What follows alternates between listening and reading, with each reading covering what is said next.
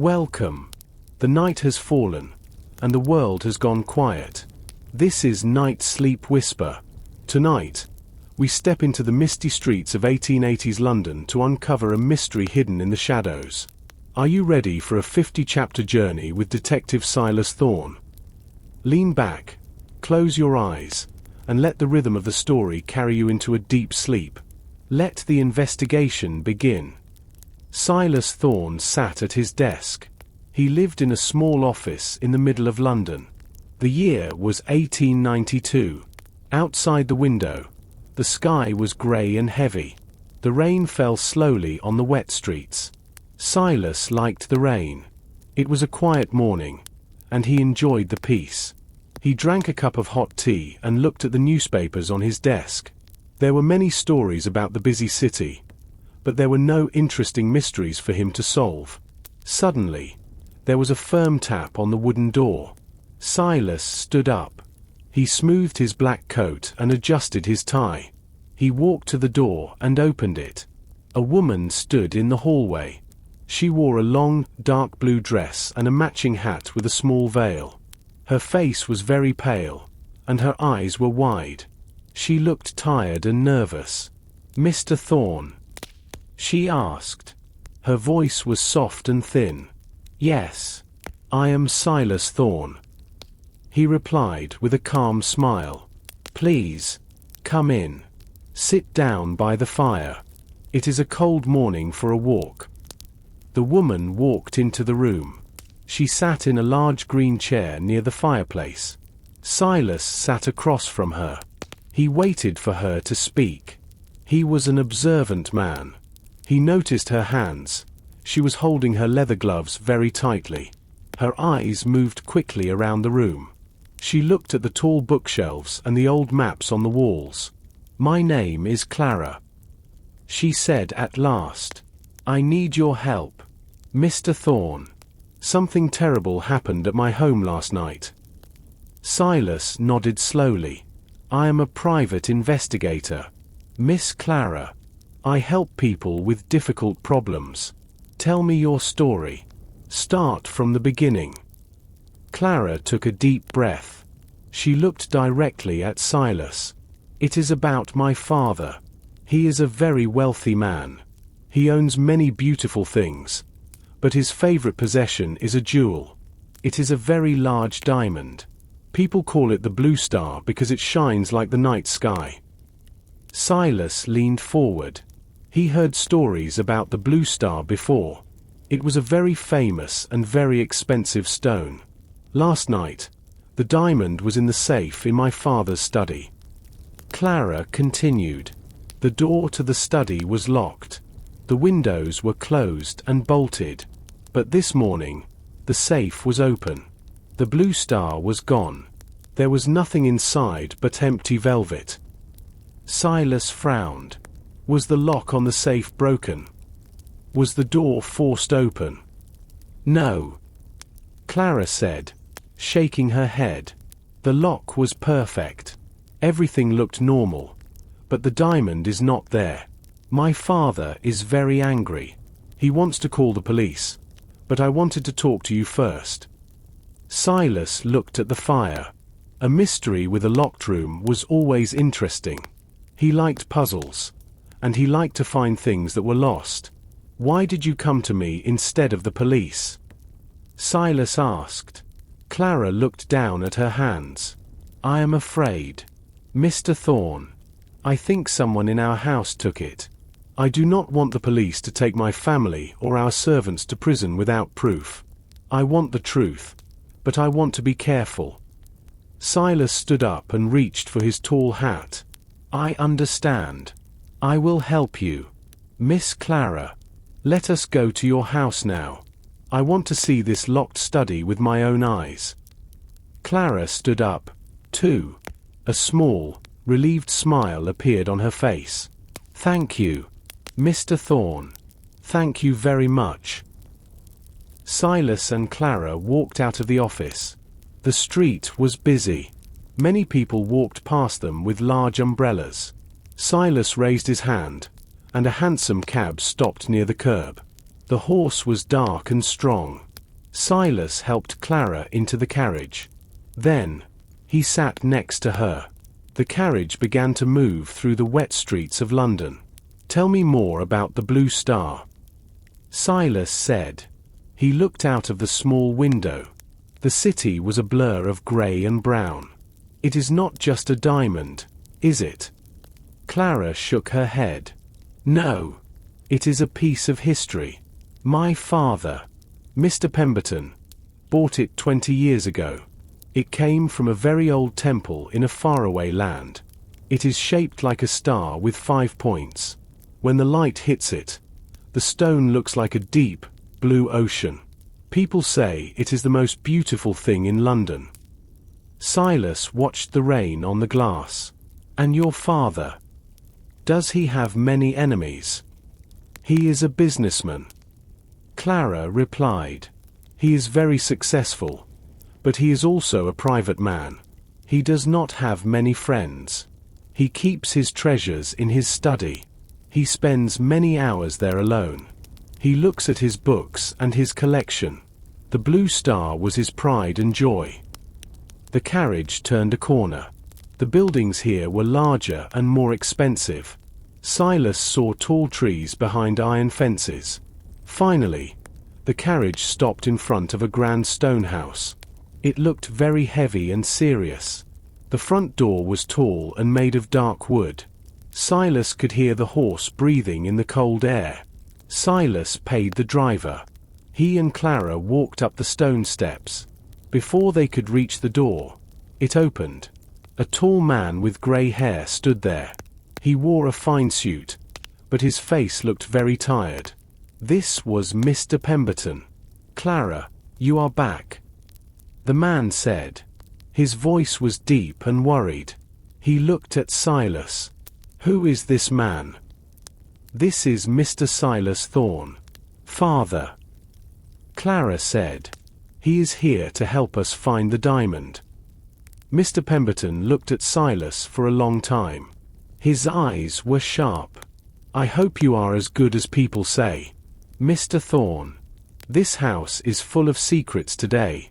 I do not like secrets in my own home." "I will do my best, sir," Silas said. "I would like to see the safe immediately." Mr. Pemberton nodded and stepped back. "Come inside. The house is cold today. The fire in the study is the only warm place." Silas entered the house. The hallway was long and wide. There were many paintings of old ancestors on the walls. Their eyes seemed to follow Silas as he walked. He felt a strange energy in the house. It was the feeling of a mystery waiting to be solved. He followed Mr. Pemberton down the hall toward the back of the house. Silas followed Mr. Pemberton to the end of the long hallway. Mr. Pemberton opened a heavy oak door. This was the study. It was a very large and dark room. The walls were covered with thousands of old books from the floor to the ceiling. The curtains were made of thick red velvet. They were closed, so the room was very dim. The only light came from a small lamp on a large wooden desk. The air was cold and smelled like old paper and tobacco. "This is the room," Mr. Pemberton said. He walked to a large painting of a ship on the wall. He moved the painting to the side. Behind it was a small iron door. It was the safe. The door of the safe was wide open. Inside, there was nothing but a small, empty piece of blue velvet. The Blue Star was gone. Silas walked to the safe. He put on his glasses and looked closely at the lock. He touched the cold metal with his fingers. "The lock is not broken, Mr. Pemberton. Whoever opened this safe had a key. There are no scratches on the metal." "That is impossible," Mr. Pemberton said. He looked very upset. "I have the only key. I keep it in my pocket during the day. At night, I put it under my pillow. No one can touch it. I am a very light sleeper." Silas looked around the room. He walked to the windows. He pulled back the heavy curtains. The windows were made of thick glass. The iron bolts were closed and tight. Were these windows closed this morning when you entered the room? Yes, Mr. Pemberton replied. I checked them myself. Nothing was moved. Nothing was broken. The room was exactly as I left it last night. Silas knelt on the floor.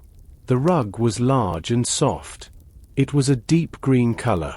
He looked at the floor near the desk. He was looking for footprints or dust. He was a very patient man. He knew that even the cleverest thief makes a small mistake. Who was in the house last night? Silas asked. Only my family and the servants, Mr. Pemberton said.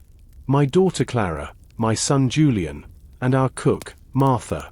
We also have a maid, but she is away visiting her mother in the countryside.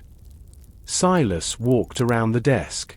He looked at the wooden floor near the safe. The door to this room was also locked. Yes, Clara said. She was standing in the doorway, watching Silas. Father always locks the study door when he leaves for the evening. He has a second key for the study door. He is very careful with his treasures. Silas rubbed his chin. He looked at the empty safe and then at the locked windows. This is very strange. A locked room. A locked safe. And no signs of a thief. It is as if the diamond simply vanished into the air. But things do not vanish. People move them. He continued to look at the rug. He moved slowly. He reached the edge of the desk. Suddenly, he saw something small. It was near the leg of the heavy chair. It was a tiny piece of something bright. It caught the light from the lamp. He did not pick it up yet. He wanted to look at the whole room first. The room felt heavy with secrets. I need to stay here for a while, Silas said. I want to examine every inch of this room alone. Of course, Mr. Pemberton said. We will leave you to your work. But please, Mr. Thorne, find my diamond. It is worth a fortune. Silas nodded. He was alone now. The house was very quiet. He looked at the open safe again. The mystery of the locked study was just beginning. Silas Thorne was alone in the quiet study. He liked the silence. It helped him think. He knelt on the green rug again and looked at the small, bright object near the desk. He reached into his pocket and took out a small pair of silver tweezers. He also took out a magnifying glass. He carefully picked up the object. It was a tiny piece of blue glass. He held it up to the light of the lamp. The glass was clear and bright, but it was not a diamond. A diamond is very hard and has a specific shine. This was just a simple piece of a broken bottle or a cheap ornament. Why is this here? Silas whispered to himself. He looked at the rug very closely. He moved his magnifying glass over the fabric. Near the leg of the chair, he found two more tiny pieces of blue glass.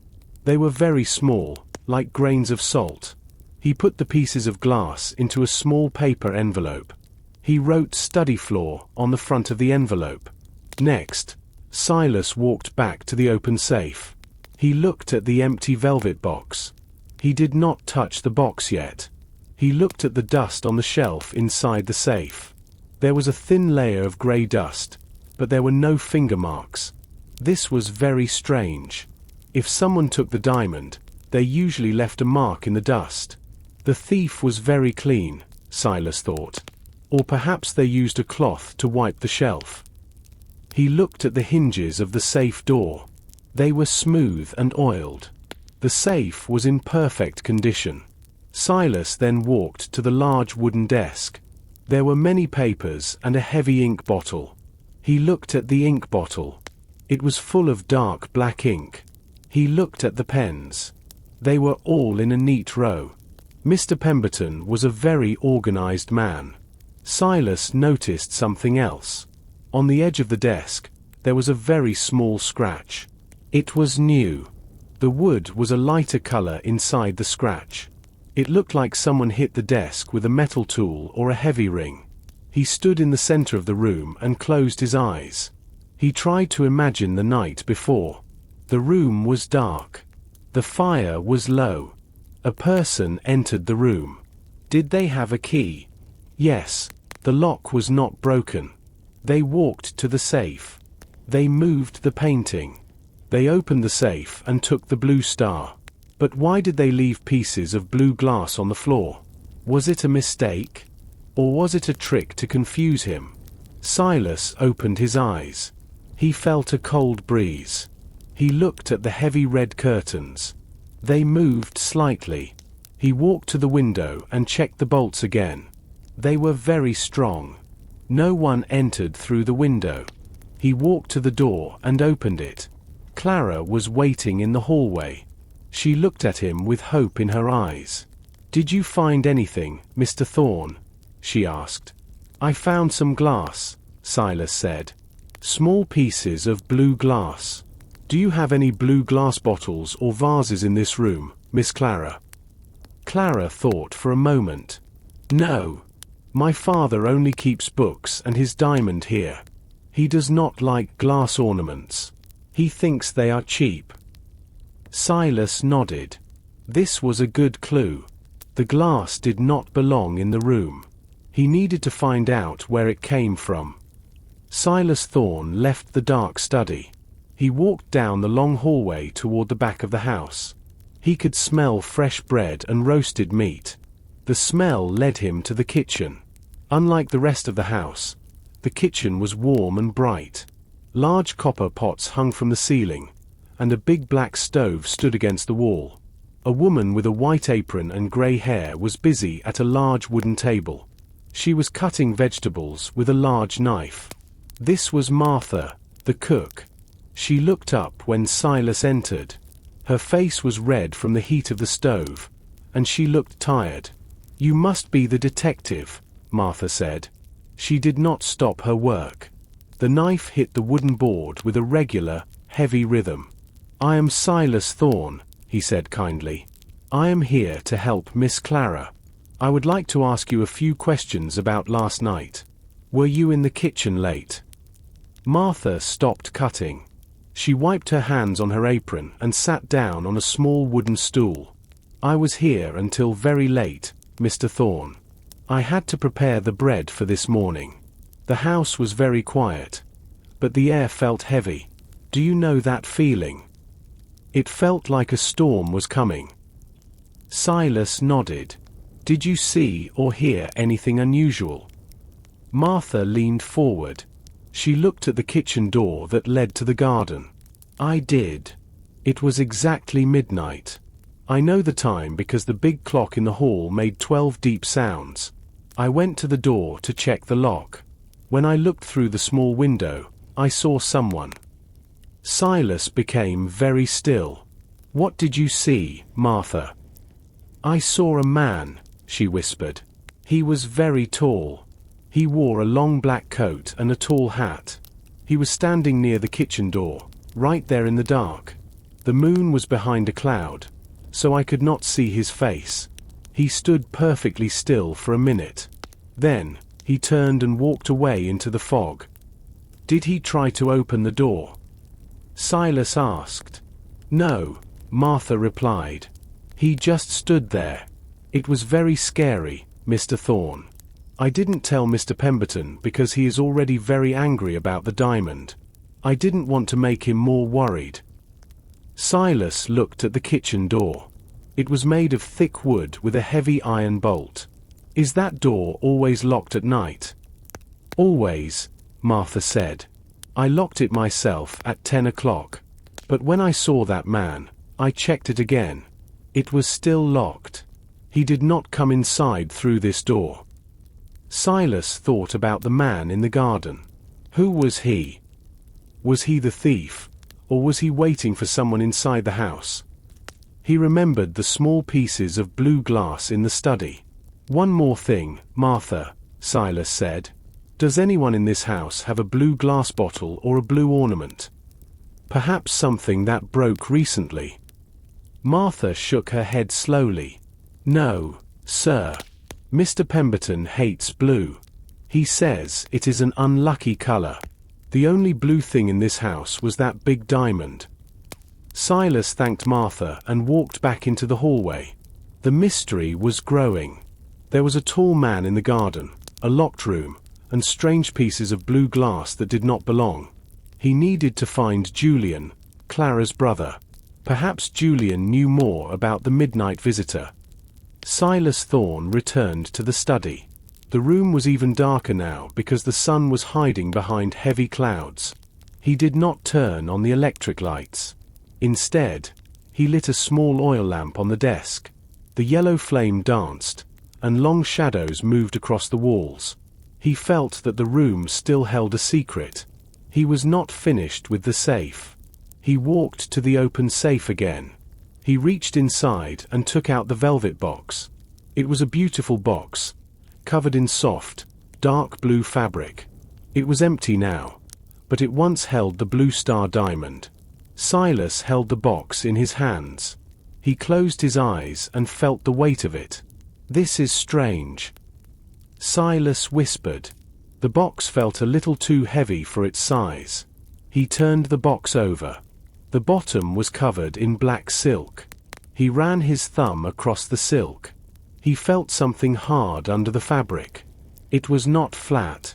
It felt like a small bump. Silas looked for a button or a latch, but he saw nothing. He remembered an old trick he learned years ago. He pressed the two sides of the box very hard. There was a small, dry sound of wood moving against wood.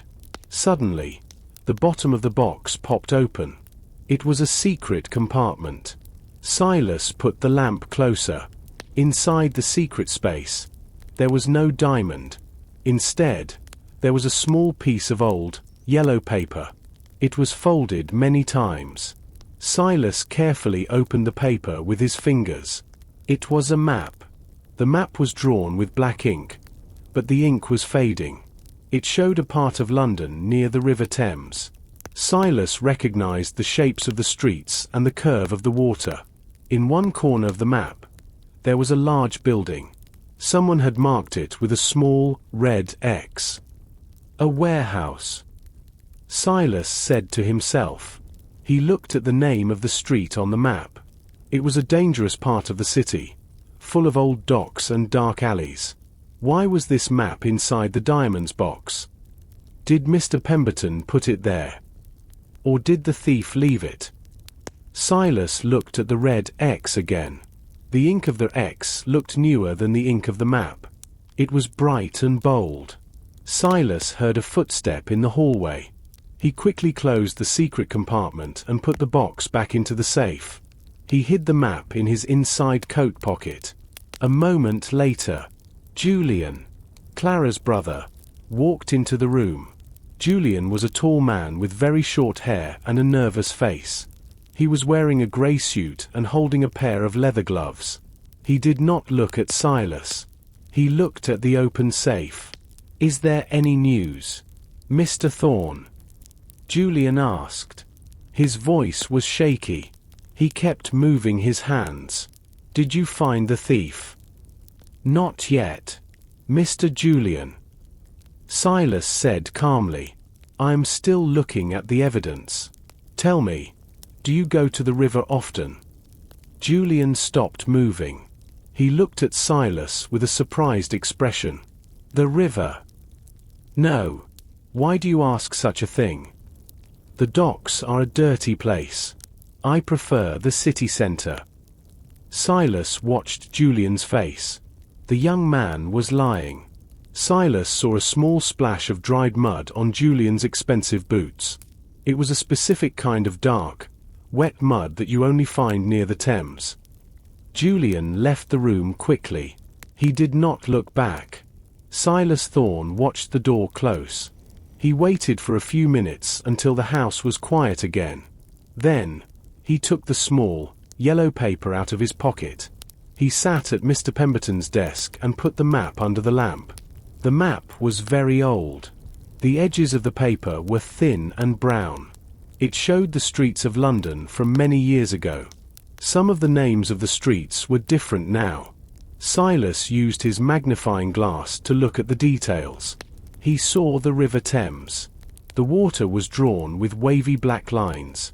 Near the water, there was a group of buildings. One building was larger than the others. It was a warehouse. The red X was exactly on top of that warehouse. Silas touched the red ink. It was not like the other ink on the map. It was thick and a bit shiny. It was fresh. Someone put this mark on the map very recently. Why was this hidden in the jewel box? Silas asked himself. He thought about the blue star. The diamond was a treasure. The box was its home. If someone put a map in the box, the map was also a treasure. Or, maybe the map showed where the diamond was now. Silas looked at the name of the street near the warehouse. It was called Shadow Lane. It was a small, dark street near the old docks. Silas knew Shadow Lane. It was a place for sailors, poor workers, and sometimes, criminals. It was not a place for a man like Mr. Pemberton or a young man like Julian. But Silas remembered the mud on Julian's boots. The mud was dark and smelled like the river. Julian was at the river. Silas thought. He was near Shadow Lane. Silas looked at the clock on the wall. It was 4 o'clock in the afternoon. In London, the sun goes down early in the winter. Soon, the city would be dark. The fog would come from the river and cover the streets. It was the perfect time for a secret meeting. He folded the map and put it back in his pocket. He stood up and went to the window. He looked out at the street. The grey fog was already starting to move between the buildings. It looked like smoke. Silas felt a little bit of fear, but he was also excited. He liked the hunt. He walked out of the study and found Clara in the hallway. She looked worried. "Are you leaving, Mr. Thorne?" she asked. "I have some work to do in the city, Miss Clara." Silas said, "I found a clue, but I must be careful. Stay in the house.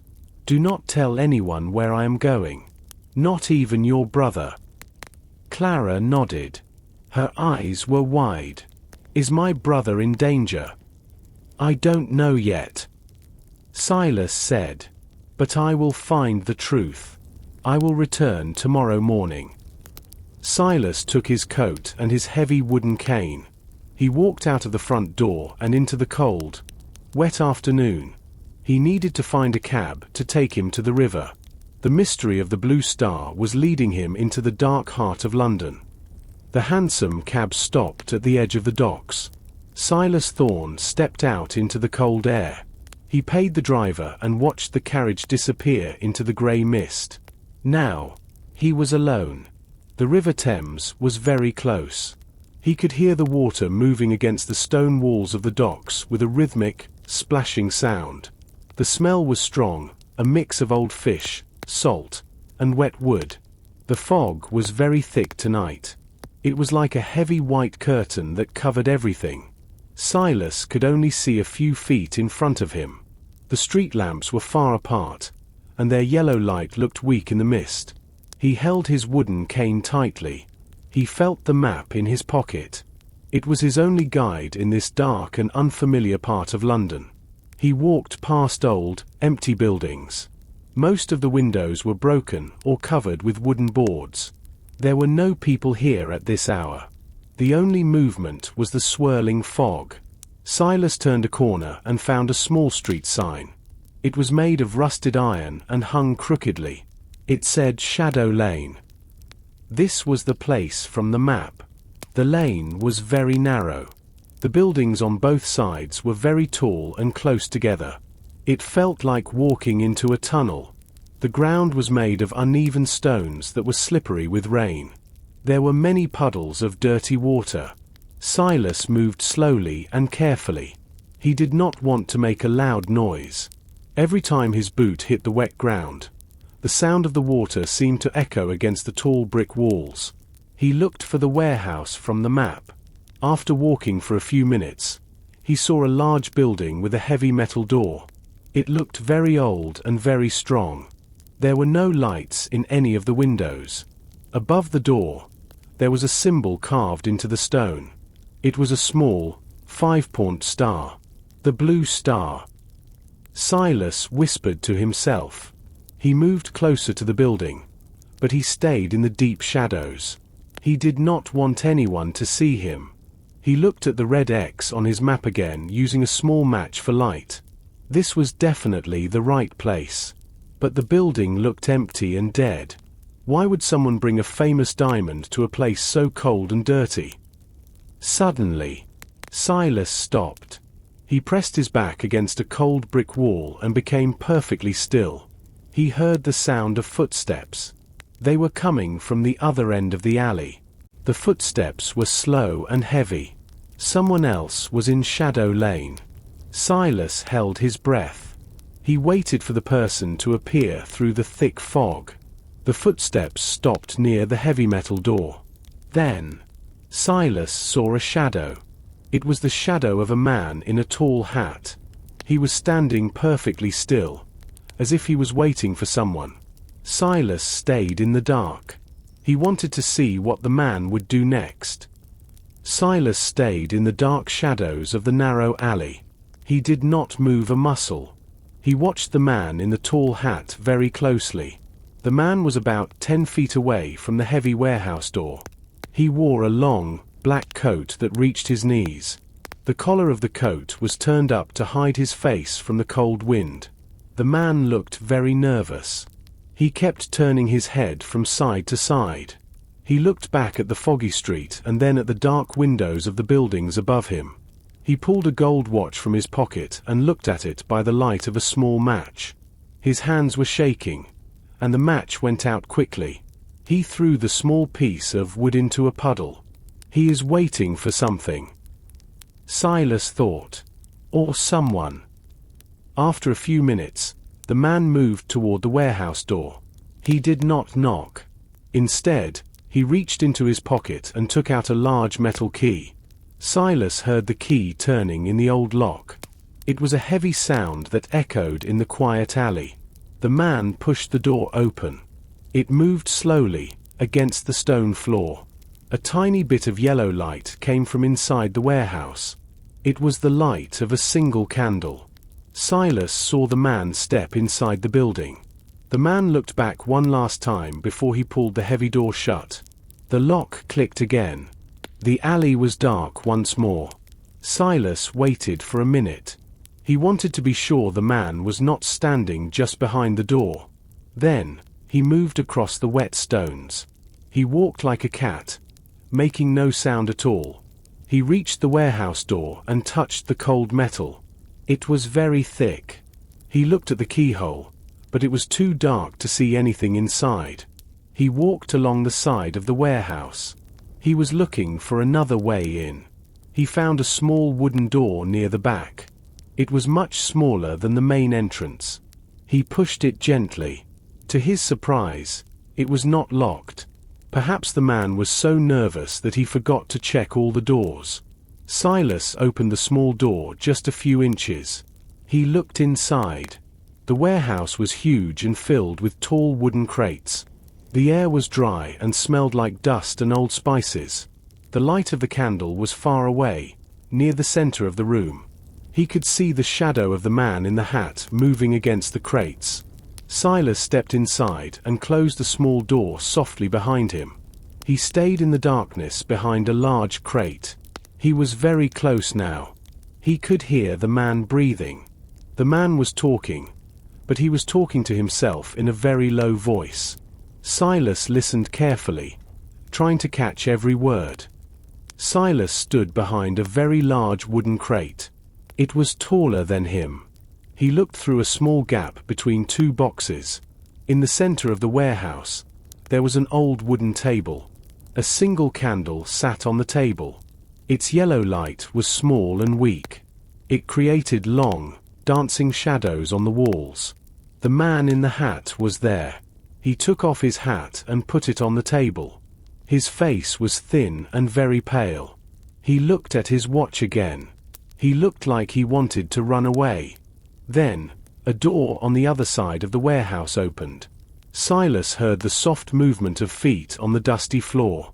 A second person walked into the light of the candle.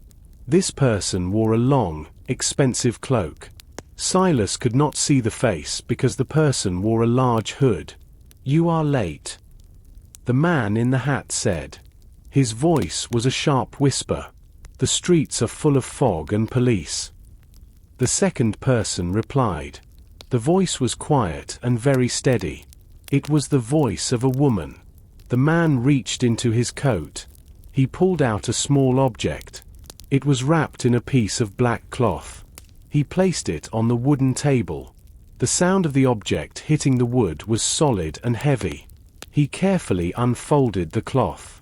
Silas opened his eyes wide. The blue star diamond was not there. Instead, there was a large, rough blue stone. It was not cut or polished like a jewel. It looked like a piece of the earth, but it had a strange, dark blue color. "Is this it?" the woman asked. She touched the stone with a gloved finger. "It does not look like a famous diamond. It is the blue stone from the old stories," the man said. "The diamond is just a cover for this. This is what the collectors really want. It is worth more than any diamond." Silas watched from the shadows. He was very surprised. He thought he was looking for a stolen jewel. But this was a different mystery. These people were talking about a secret blue stone. "Can we sell it?" the woman asked. "Yes," the man replied. "A buyer is waiting for us near the docks. He has a lot of money. We must leave London tonight. We must move before that investigator, Silas Thorne, finds us." The woman laughed quietly. It was a cold sound. "Thorne is a fool. He is probably looking at the dust in the study right now. He knows nothing about the real treasure." Silas felt a little angry, but he stayed perfectly still. He needed to know where they were going. He watched as the man wrapped the blue stone in the black cloth again. Suddenly, Silas moved his foot to get a better view. He hit a small piece of metal on the floor. The sound of the metal sliding across the stone floor was very loud in the silent warehouse. Both people at the table stopped talking. They turned their heads toward the dark corner where Silas was hiding. "Who is there?" the man in the hat shouted. Silas did not answer. He pressed his back against the cold wood of the crate. He needed to find a way out before they found him. Silas did not breathe. He pressed his back against the hard wood of the crate. His heart beat very fast, like a trapped bird. He heard the man in the hat moving. The man's boots made a slow, scraping sound on the dusty floor. He was coming closer to Silas's hiding place. "Go and look behind those boxes," the woman said. Silas listened to her voice again. It was not a normal voice for this part of the city. Her words were very clear and very sharp. She spoke like a lady from a grand house in the center of London. Her accent was the accent of the rich. She sounded like someone who lived with servants and drank tea from expensive china cups. "I am looking. It is very dark here," the man replied. He sounded angry and scared. "Maybe it was just a rat. This place is full of them. A rat does not move a piece of metal," the woman said. She walked toward the man. Silas could hear the soft rustle of her expensive silk cloak. "We cannot have any witnesses. If someone is here, they must not leave this warehouse." Silas felt a cold chill. This woman was dangerous. She was not just a thief. She was a leader. He realized that the mystery was much bigger than a missing diamond. This woman had a high society voice, but her heart was full of shadows. "Check the back door," the man shouted. He was now only a few feet away from Silas. Silas looked around. He saw a small space between two rows of crates. It was very narrow, but he was a thin man. He moved slowly into the gap. He did not want his coat to touch the wood and make a sound. He moved deeper into the darkness.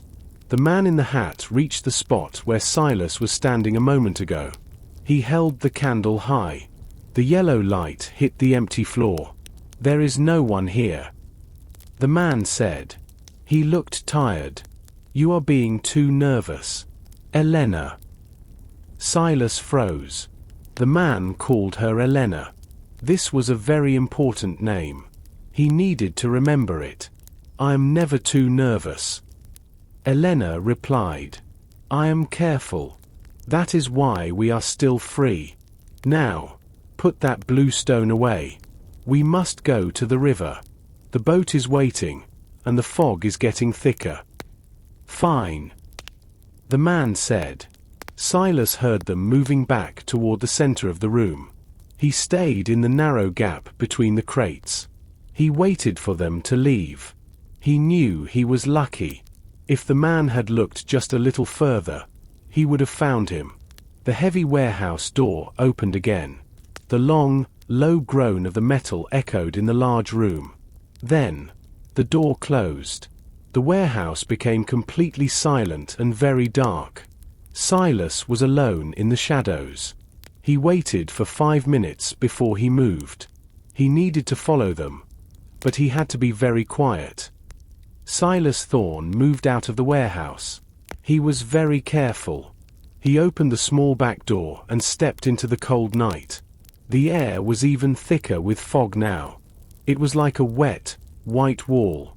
Silas could not see the street lamps. He could only see the faint, yellow glow of the gaslights far away. He walked toward the front of the building. He stayed close to the brick walls. He heard the sound of a heavy door closing again. Then, he saw a shape in the mist. It was the man in the hat. He was alone now. The woman, Elena, was gone. Perhaps she went a different way to stay safe. The man walked quickly. He kept his head down and his hands in his pockets. Silas followed him. He kept a good distance between them. He did not want the man to hear his footsteps on the wet stones. The street was very quiet. The only sound was the distant, low whistle of a boat on the river. Suddenly, the man stopped. He turned around very fast. Silas did not have time to hide. He stood in the middle of the narrow street. The man's eyes went wide with fear. He recognized Silas. "You!" the man shouted. His voice was full of panic. The man did not wait. He turned and began to run. He ran into the thickest part of the fog. Silas did not hesitate. He ran after him. "Stop!" Silas called out. "I only want to talk." The man did not stop. He was fast. He turned left into a very small alley. Silas followed. The ground here was very slippery. There was old wood and trash on the floor. Silas almost fell, but he used his wooden cane to stay upright. The sound of their running feet was loud against the tall buildings. It was a rhythmic, heavy sound of leather hitting stone. They ran through a maze of small streets. Silas was breathing heavily. The cold air hurt his chest. The fog made it very hard to see where he was going. The man in the hat was like a ghost. He appeared for a second and then disappeared into the white mist again. They reached a large open space near the water. The river was just a few feet away. The water looked black and dangerous. The man ran toward a row of old, wooden buildings. He turned a corner and was gone. Silas reached the corner and stopped. He looked left and right. There was no one. The fog was silent. The man had vanished. Silas walked forward slowly. He felt frustrated. He was so close to catching him. He looked at the ground. Near a large wooden crate, he saw something dark. It was not a stone and it was not a piece of trash. He knelt down and picked it up. It was a glove. It was made of expensive black leather. Silas held it up to his nose. It smelled like expensive tobacco and the river. He looked inside the glove. There, near the wrist, he saw 2 letters sewn into the fabric with white thread. The letters were JB. Silas stared at the letters. He knew these initials. He felt a cold realization in his heart. The mystery was returning to the grand house of Mr. Pemberton. Silas Thorne stood by the dark river. The water was a deep, ink-black color. He looked at the leather glove in his hand. The fog was very cold now. It felt like tiny needles on his face. He held the glove close to his eyes. The white letters JB were small and neat. They were made of fine silk thread. This was not the glove of a poor man. This was an expensive item from a shop in the center of the city. JB. Silas whispered. The name Julian Pemberton came to his mind. But the last name was Pemberton, not a name starting with B. Perhaps the B was for a middle name. Or perhaps the glove did not belong to Julian at all. Silas looked around the dark docks. The man in the hat was gone. The chase was over for tonight. Silas felt a heavy tiredness in his legs. He was an older man, and running through the foggy streets was difficult work. He put the glove into his pocket, next to the map and the small pieces of blue glass. He walked away from the water. He found his way back to the main road. The streets were empty. The city was asleep. He walked for a long time until he saw a small light. It was a late-night coffeehouse for workers. Silas went inside. The room was warm and smelled like burnt beans and old wood. He sat at a small table and ordered a cup of black coffee. He took the glove out again. He looked at the leather. It was very soft. He noticed a small stain on the thumb. He used his magnifying glass. It was not mud. It was a tiny splash of blue ink. It was the same bright blue color as the X on the map. The man was writing with this blue ink. Silas thought. He marked the map, and then he wore these gloves. Silas finished his coffee. He felt a bit warmer. He knew he could not go to the Pemberton house tonight. It was too late, and the family would be sleeping. He needed to go to his own small apartment and rest. He needed a clear mind for the morning. He walked out into the night and finally found a cab. The driver was a sleepy man with a thick coat. Silas gave him his address. As the carriage moved, Silas looked out at the dark buildings. He thought about the woman in the warehouse. Elena. She had an expensive voice. She and the man with the JB gloves were working together. They were not looking for a diamond. They were looking for a blue stone. He reached his home and climbed the stairs. His room was cold, but he did not light the fire. He sat on his bed and looked at the items on his table. The glass, the map, and the glove. They were all pieces of a big puzzle. Tomorrow, he would talk to Julian. He would look at Julian's hands. Silas closed his eyes. He could still hear the sound of the river in his head. It was a low, constant moving of water. He fell asleep with the glove still in his hand. Silas Thorne woke up to the sound of rain on his window. It was a cold, grey morning in London. He did not waste any time. He dressed quickly and placed the black glove, the map, and the blue glass pieces into his bag. He took a carriage back to the grand house of Mr. Pemberton. The city was slowly waking up, and the streets were full of mud and horses. The house was very quiet when he arrived. The servants moved like shadows through the hallways. He found Miss Clara in the morning room. She was sitting by a large window, looking out at the wet garden. She looked as though she had not slept at all. Her eyes were red, and she was holding a cold cup of tea. "Mr. Thorne," she said as he entered. She stood up quickly. "I was waiting for you. My father is very angry. He says the police should come today. He does not think you are finding the thief. Wait a little longer, Miss Clara," Silas said calmly. He sat down and took the leather glove from his bag. He placed it on the small table between them. "I need to ask you a question. It is very important." Do you know anyone with the initials JB? Clara stared at the glove. She looked at the small, white letters sewn into the leather. Her breath caught in her throat, and her face turned very pale. JB. My brother's full name is Julian Bartholomew Pemberton. He always uses those initials. He is very proud of his family name. Silas looked at her. Does he have a pair of gloves like this?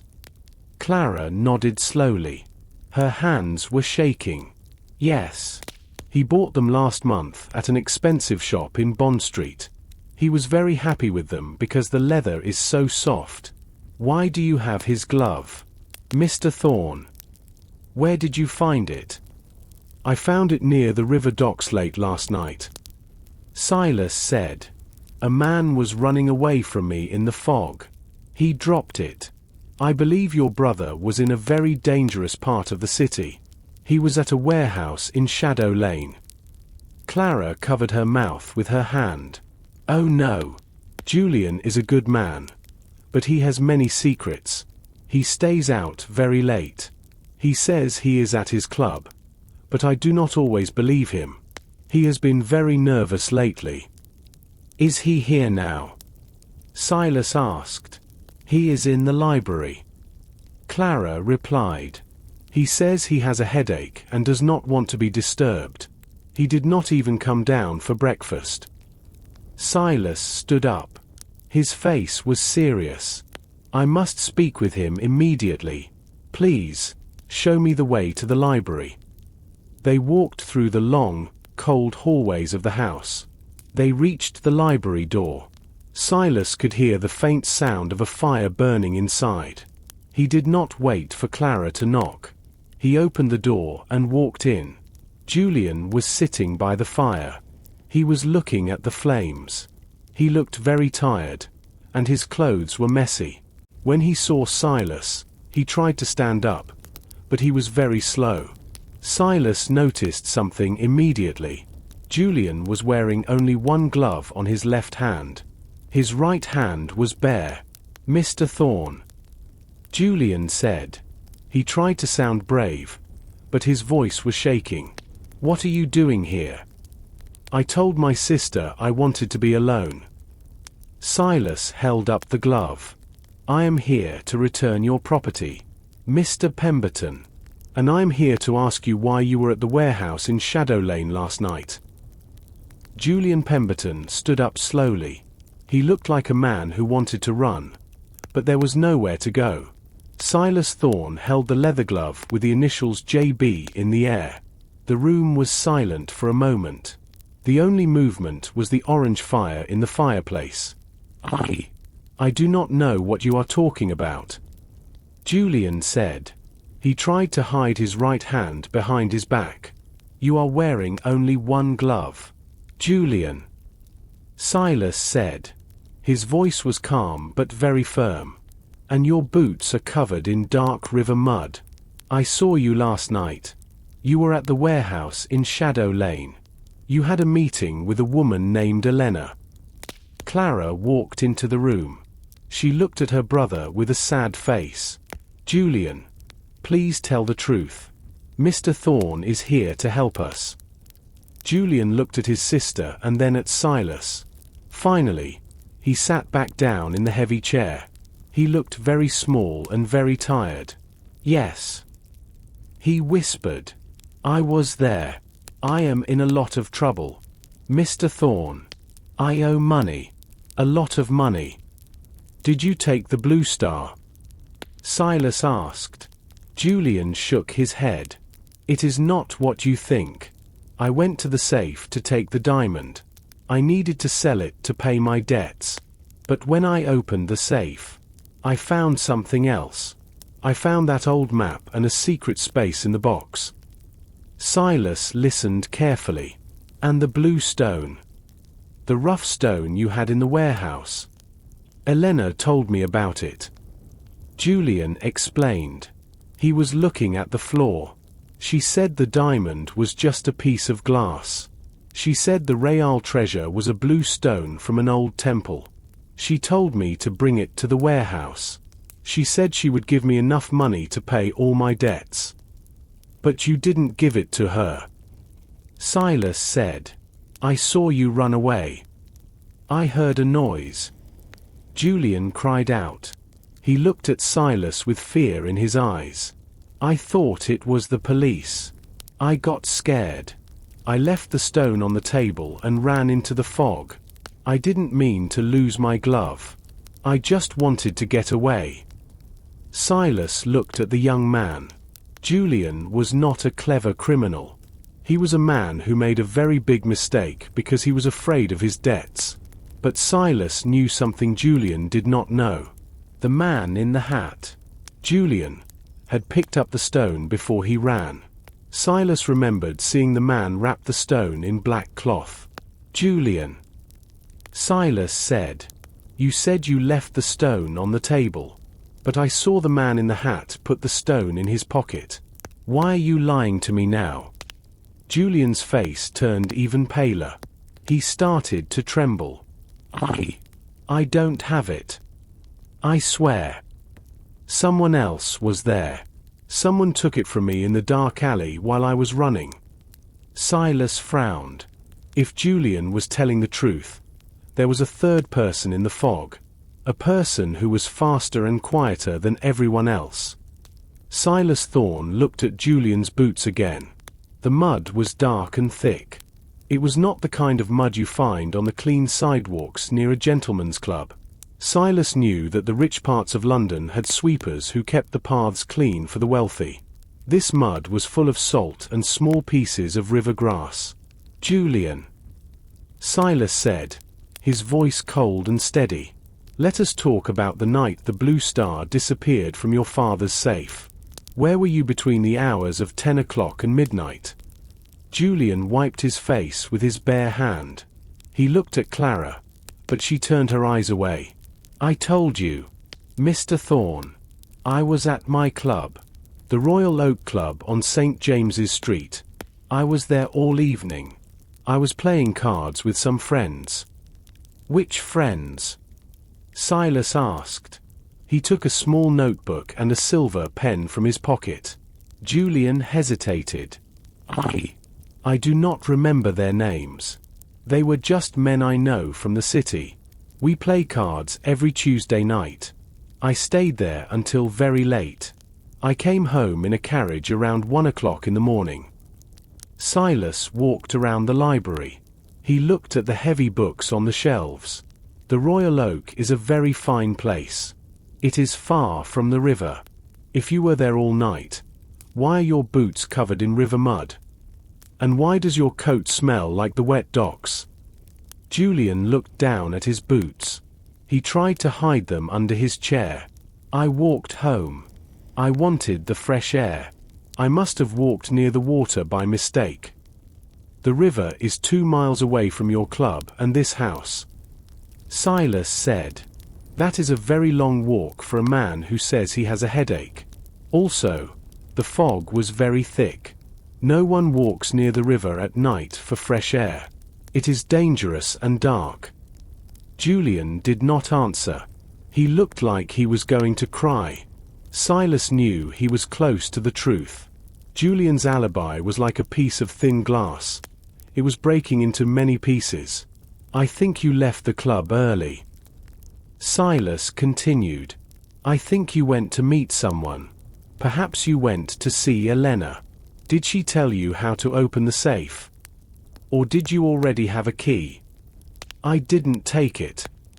Julian shouted. He stood up suddenly. I went to the study. Yes. I opened the safe. But the diamond was already gone. I only found the map and that blue stone. Someone else got there before me. I took the stone because I was desperate. I thought it was my only chance to pay my debts. Silas watched him. If the diamond was gone, who took it? And how did they get the key? I don't know. Julian cried. I am telling the truth now. Mr. Thorne. I am a gambler and a fool, but I am not the person who stole the blue star from my father. Silas put his notebook away. He did not believe everything Julian said, but he believed the young man was truly afraid. "I am going to visit the Royal Oak Club," Silas said. "I want to speak with the manager. I want to know exactly what time you left. If you are lying to me again, I cannot help you." Silas Thorne left the Pemberton house and took a hansom cab to St. James's Street. This part of London was very different from the docks. The streets were wide, and the buildings were made of beautiful white stone. The Royal Oak Club was one of the most famous places in the city. Only very wealthy men and important leaders could go inside. Silas walked up the broad stone steps. The front doors were made of heavy glass and dark wood. When he entered, the air was warm and thick. The smell of expensive tobacco and old leather was very strong. The room was filled with a light grey smoke that moved slowly under the high ceilings. The club was very grand. There were deep red carpets on the floor and tall mirrors on the walls. Men in fine suits sat in large, comfortable chairs. They were reading newspapers or talking in low, serious voices about politics and money. Silas felt a bit out of place in his simple investigator's coat, but he walked directly to the front desk. A man with a very tall, white collar and a stiff back looked at him. He did not smile.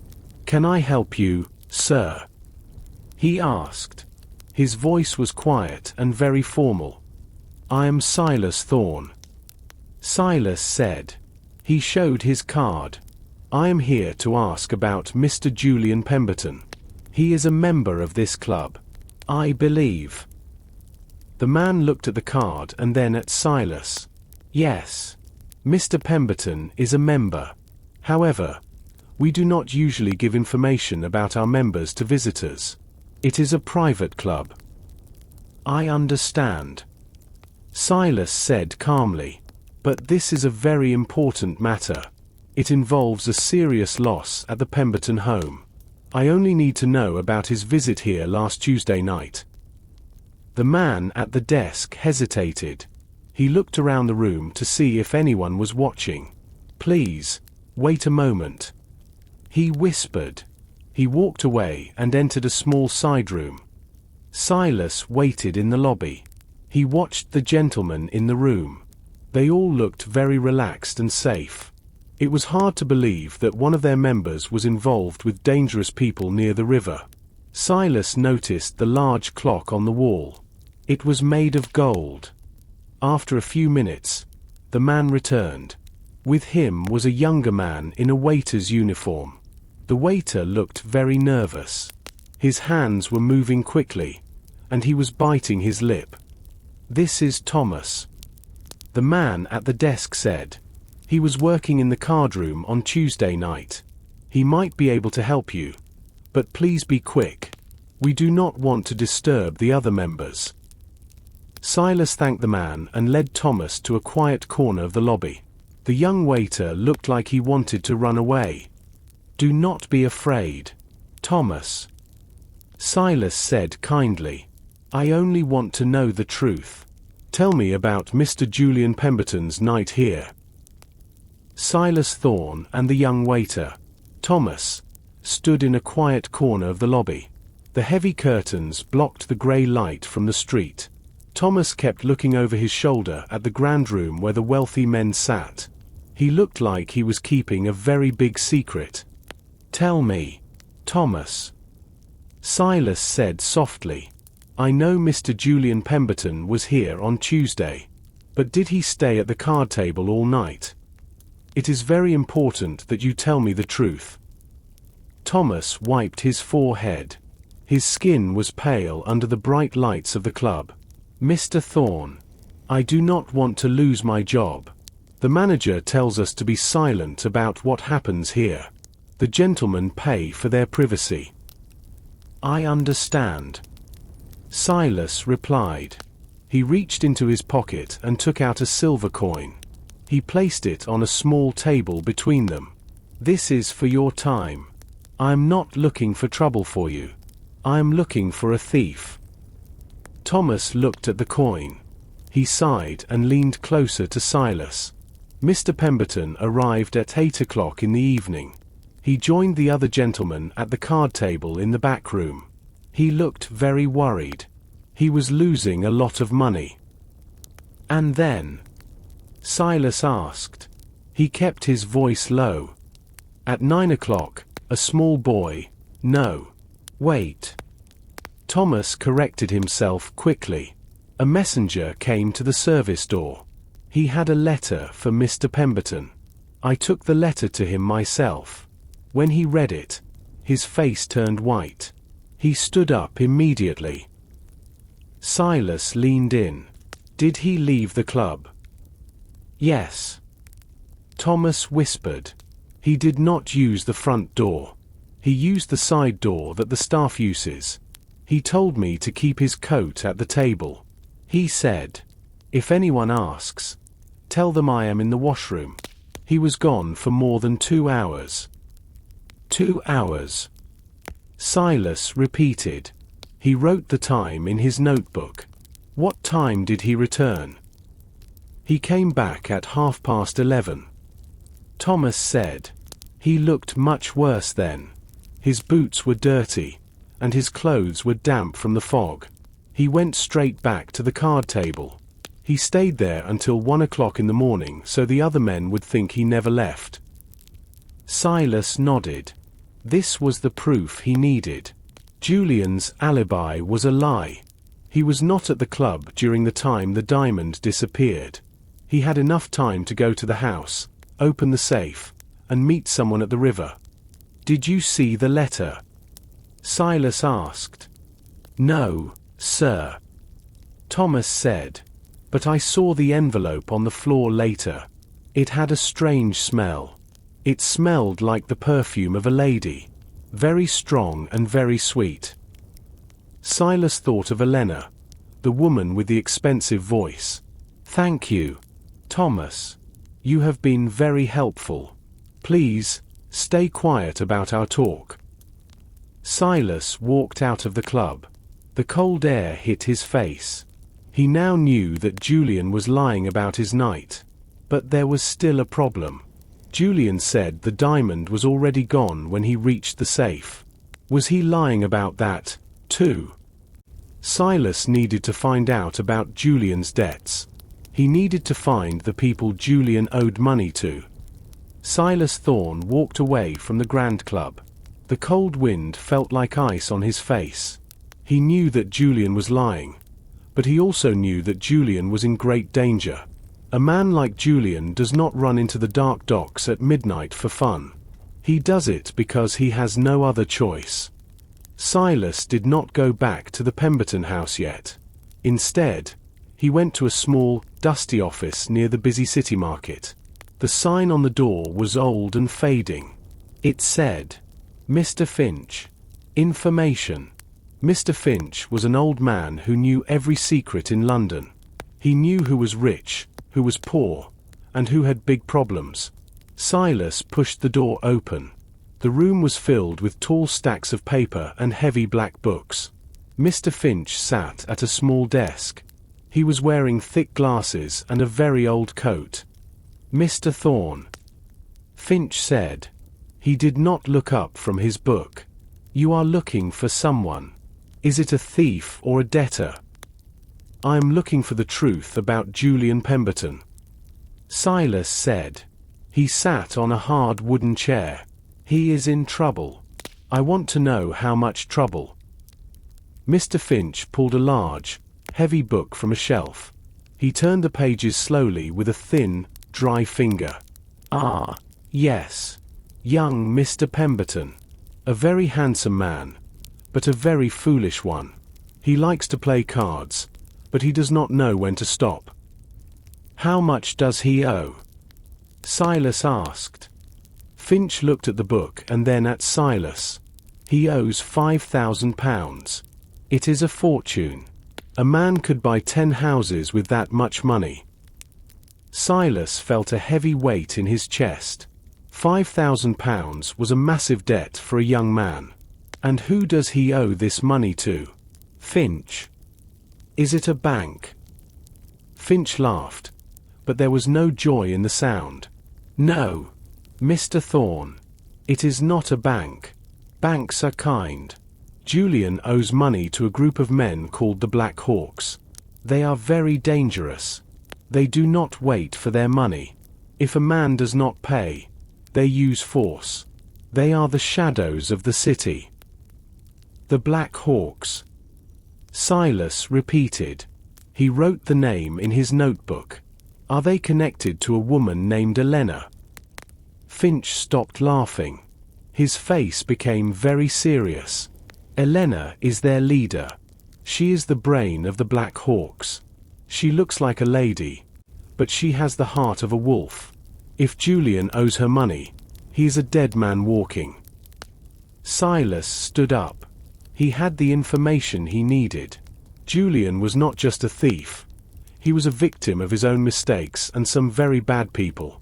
He needed to get back to his office to think. He thanked Mr. Finch and left the dusty room.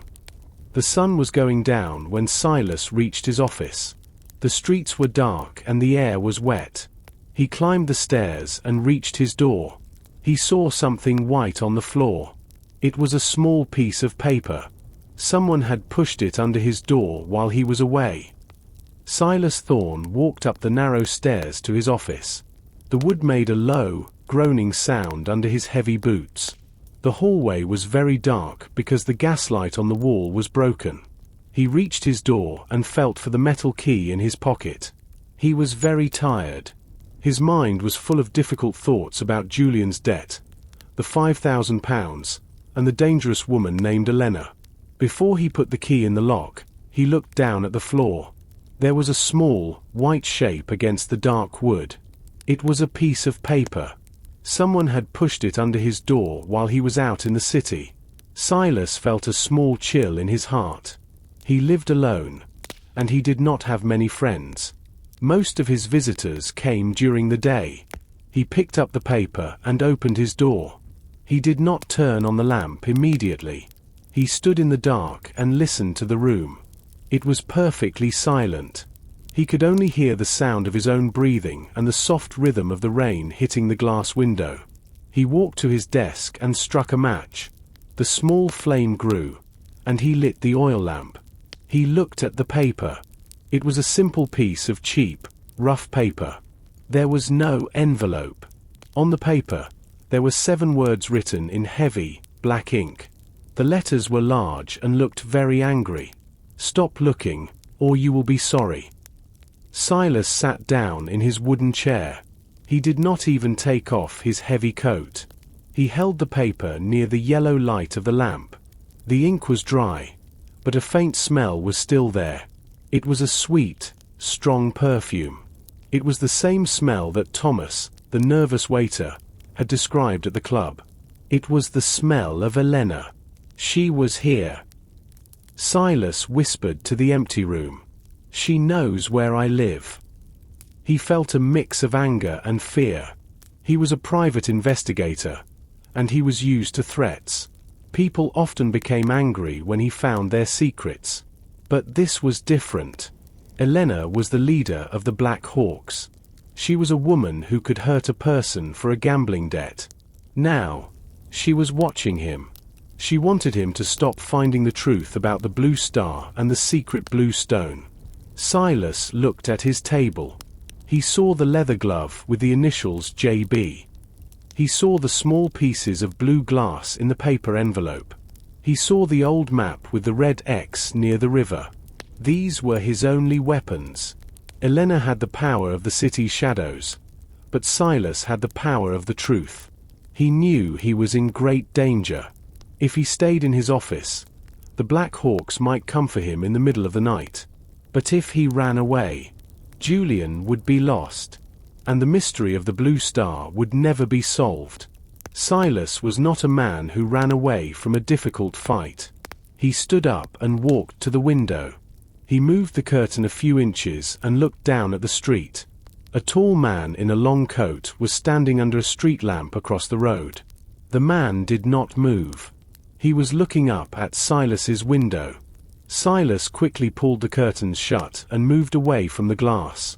The message was clear. The Black Hawks were ready to act. But Silas Thorne was ready, too. He took a small metal box from his desk drawer and checked his tools. Tonight, he would not sleep well, but tomorrow, he would find Miss Clara. He needed to warn the family. The shadows were moving closer to the Pemberton house, and the real game was about to begin. Silas Thorne did not sleep much that night. He spent many hours watching the door and the window. When the sun finally rose, the tall man across the street was gone. Silas took a deep breath and prepared for the day. He knew he had to see Miss Clara immediately. He left his office and traveled to the Pemberton house. The house looked beautiful in the morning light, but Silas felt the danger hiding inside its walls. He found Clara in the small garden behind the house. She was wearing a thick wool coat and walking slowly between the rose bushes. The flowers were not in bloom because it was winter. The garden looked cold and lonely. "Mr. Thorne," Clara said when she saw him. She ran to him, her face full of worry. "You look very tired. Did something happen last night?" Silas looked around to make sure no one was listening. The garden was quiet. "I received a note last night. Miss Clara. It was a threat. Someone wants me to stop my investigation." Alice gasped. She sat down on a stone bench. "A threat? Who would do such a thing?" "The people your brother owes money to," Silas said. He sat next to her. "I spoke with a man who knows the secrets of the city. Your brother, Julian, owes £5,000 to a group called the Black Hawks. Their leader is a woman named Elena." Clara put her face in her hands. She began to cry softly. £5,000. "I knew he was losing money at his club, but I did not know it was so much. My father will be heartbroken if he finds out. He is a proud man. You must be brave, Miss Clara," Silas said kindly. "Julian is in great danger. These people are not just gamblers. They are criminals. I believe they wanted the Blue Star to pay for Julian's debt. But there is more. Does Julian have a secret friend? Someone named Elena?" Clara looked up. Her eyes were wet with tears. "He speaks about a woman sometimes. He says she is the most beautiful woman in London. He calls her his star of the stage. I think she works at a large theatre in the city." "The theatre?" Silas asked. "Which one?" "The Grand Palace Theatre," Clara replied. "He goes there every Friday night.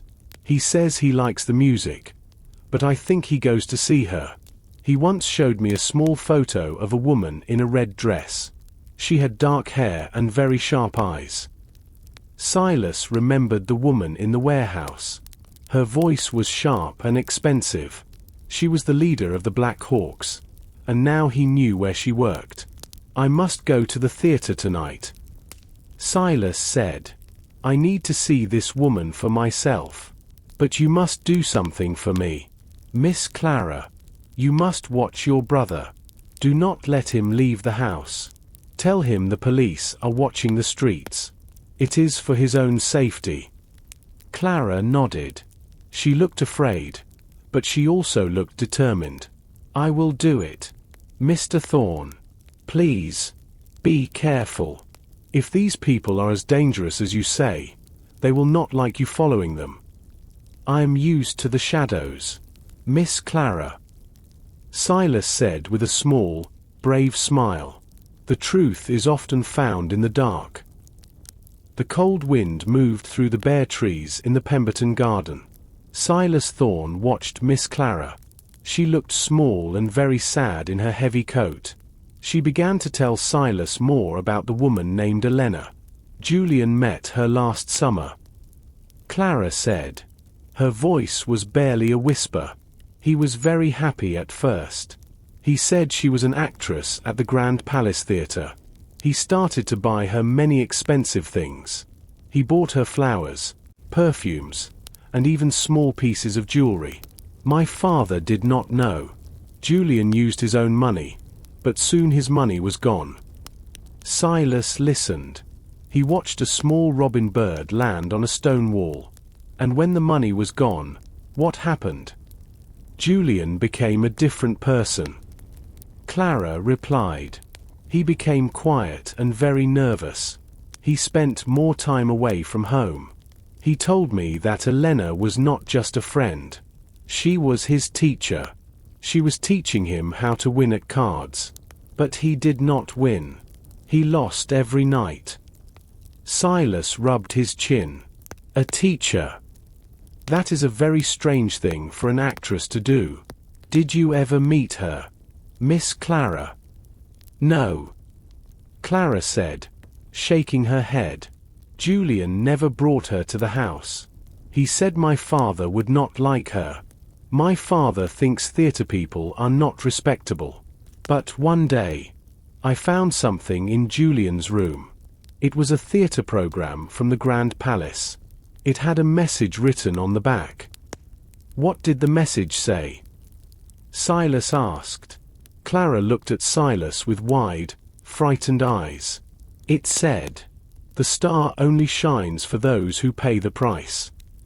It was signed with a large letter E. The ink was a very bright blue color. Silas felt a small excitement. Blue ink. Just like the X on the map I found. Yes. Clara said. It was exactly the same color. I didn't think it was important then. But now I am afraid. I think Elena wanted the blue star from the very beginning. She used my brother to get close to our family treasure. Silas stood up. The pieces of the puzzle were coming together. Elena was the leader of the Black Hawks, a gambler, and an actress. She used Julian's love and his debts to control him. You are very helpful, Miss Clara. Silas said. I have enough information now.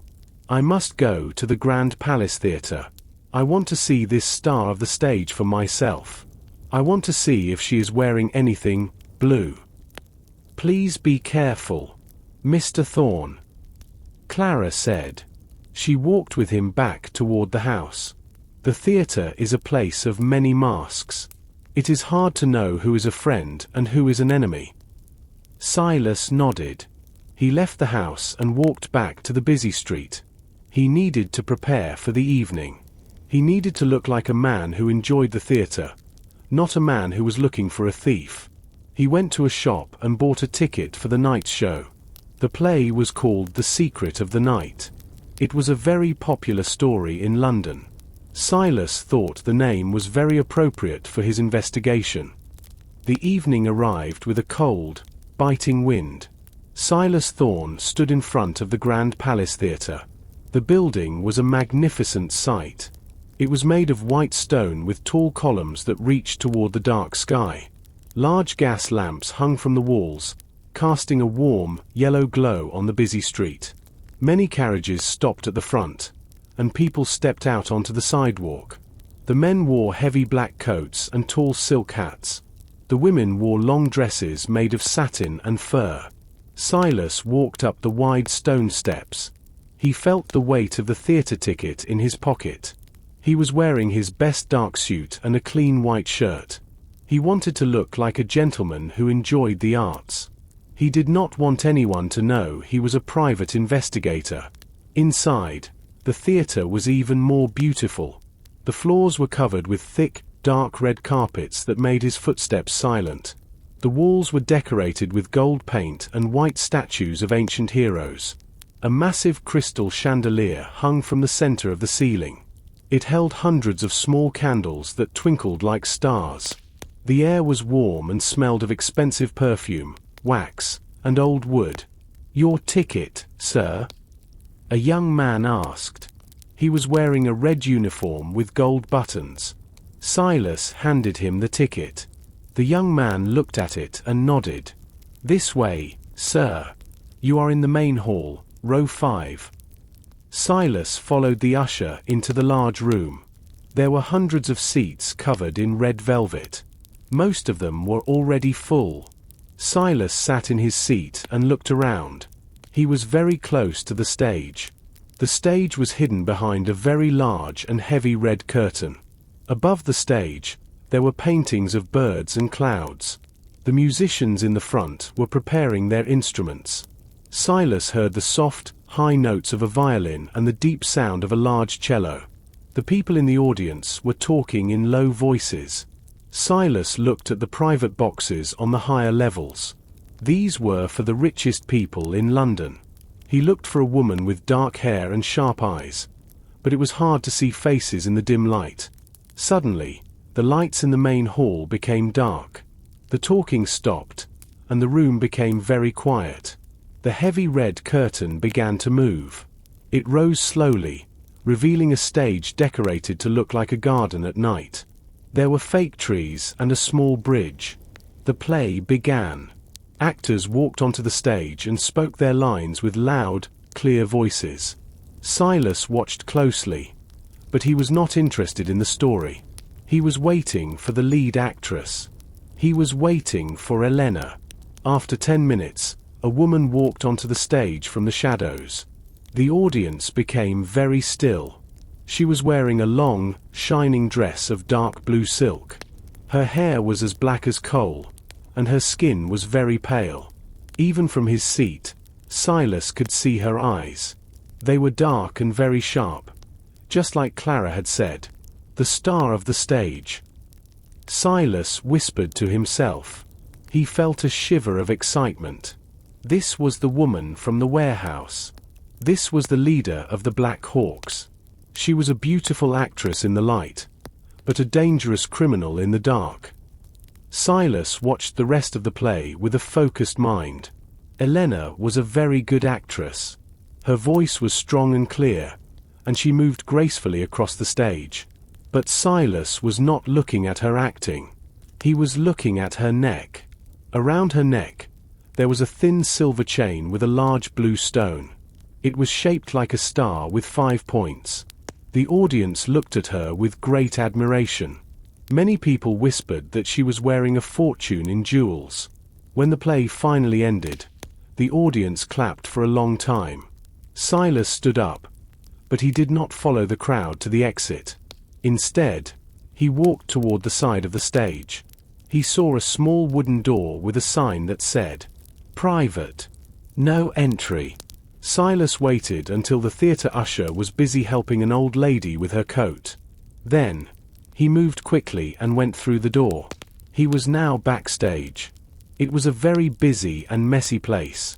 Workers were moving heavy pieces of the stage set, and other actors were walking to their rooms. The air was dusty and smelled of old wood, paint, and heavy makeup. Silas walked down a narrow hallway. He saw many doors with names written on small cards. Finally, he saw a door with a large gold star.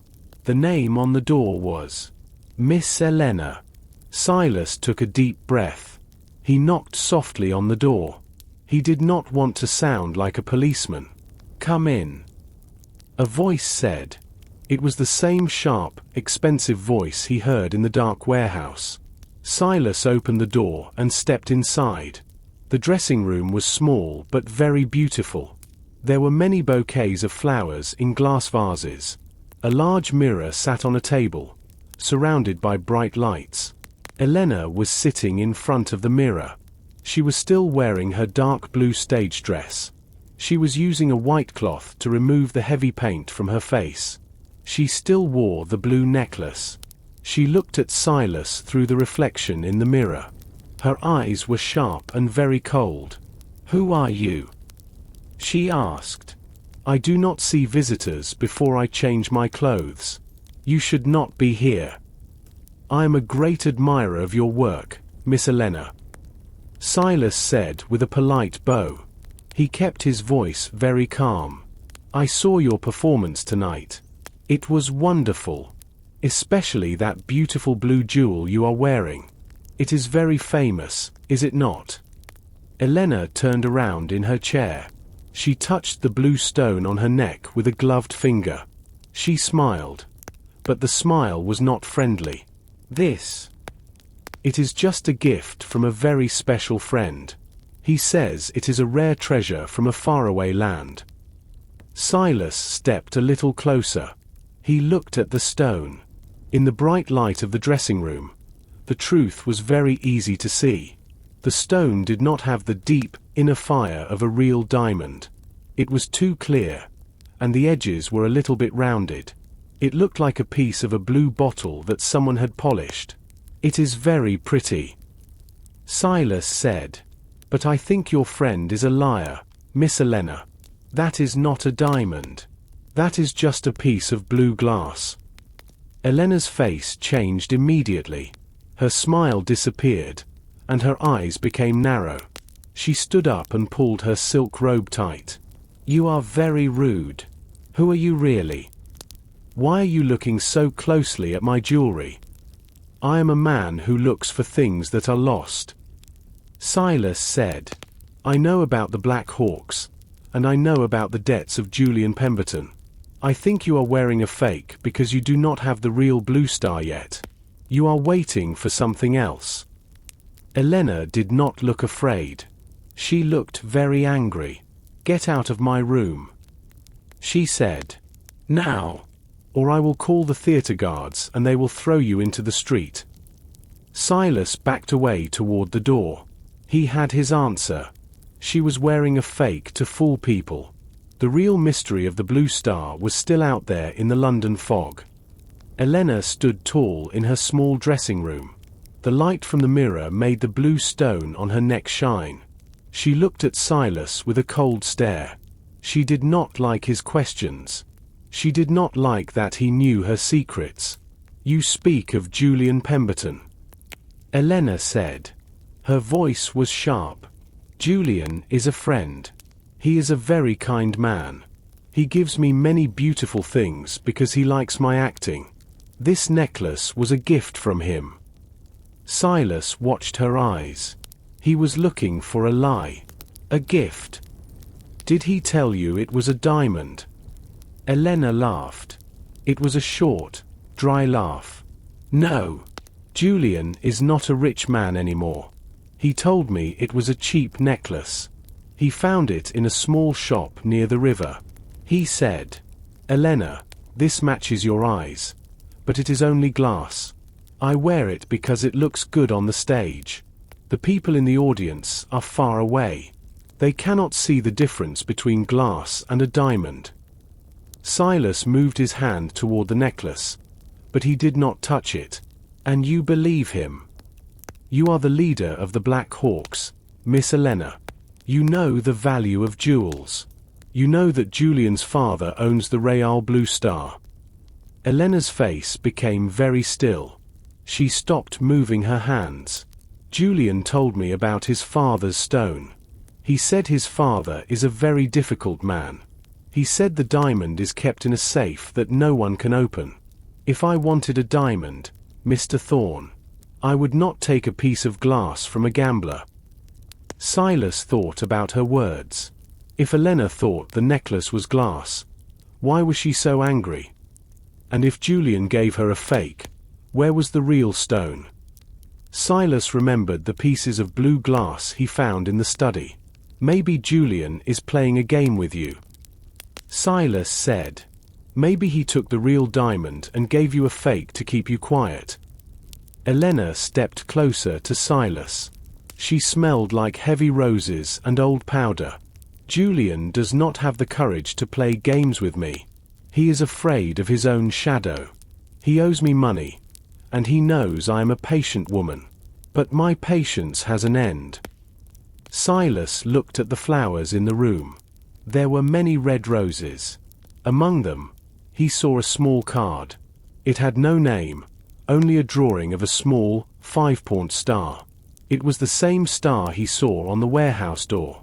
I think you are waiting for the Real stone, Silas said. You are wearing this glass star to remind Julian of what he owes you.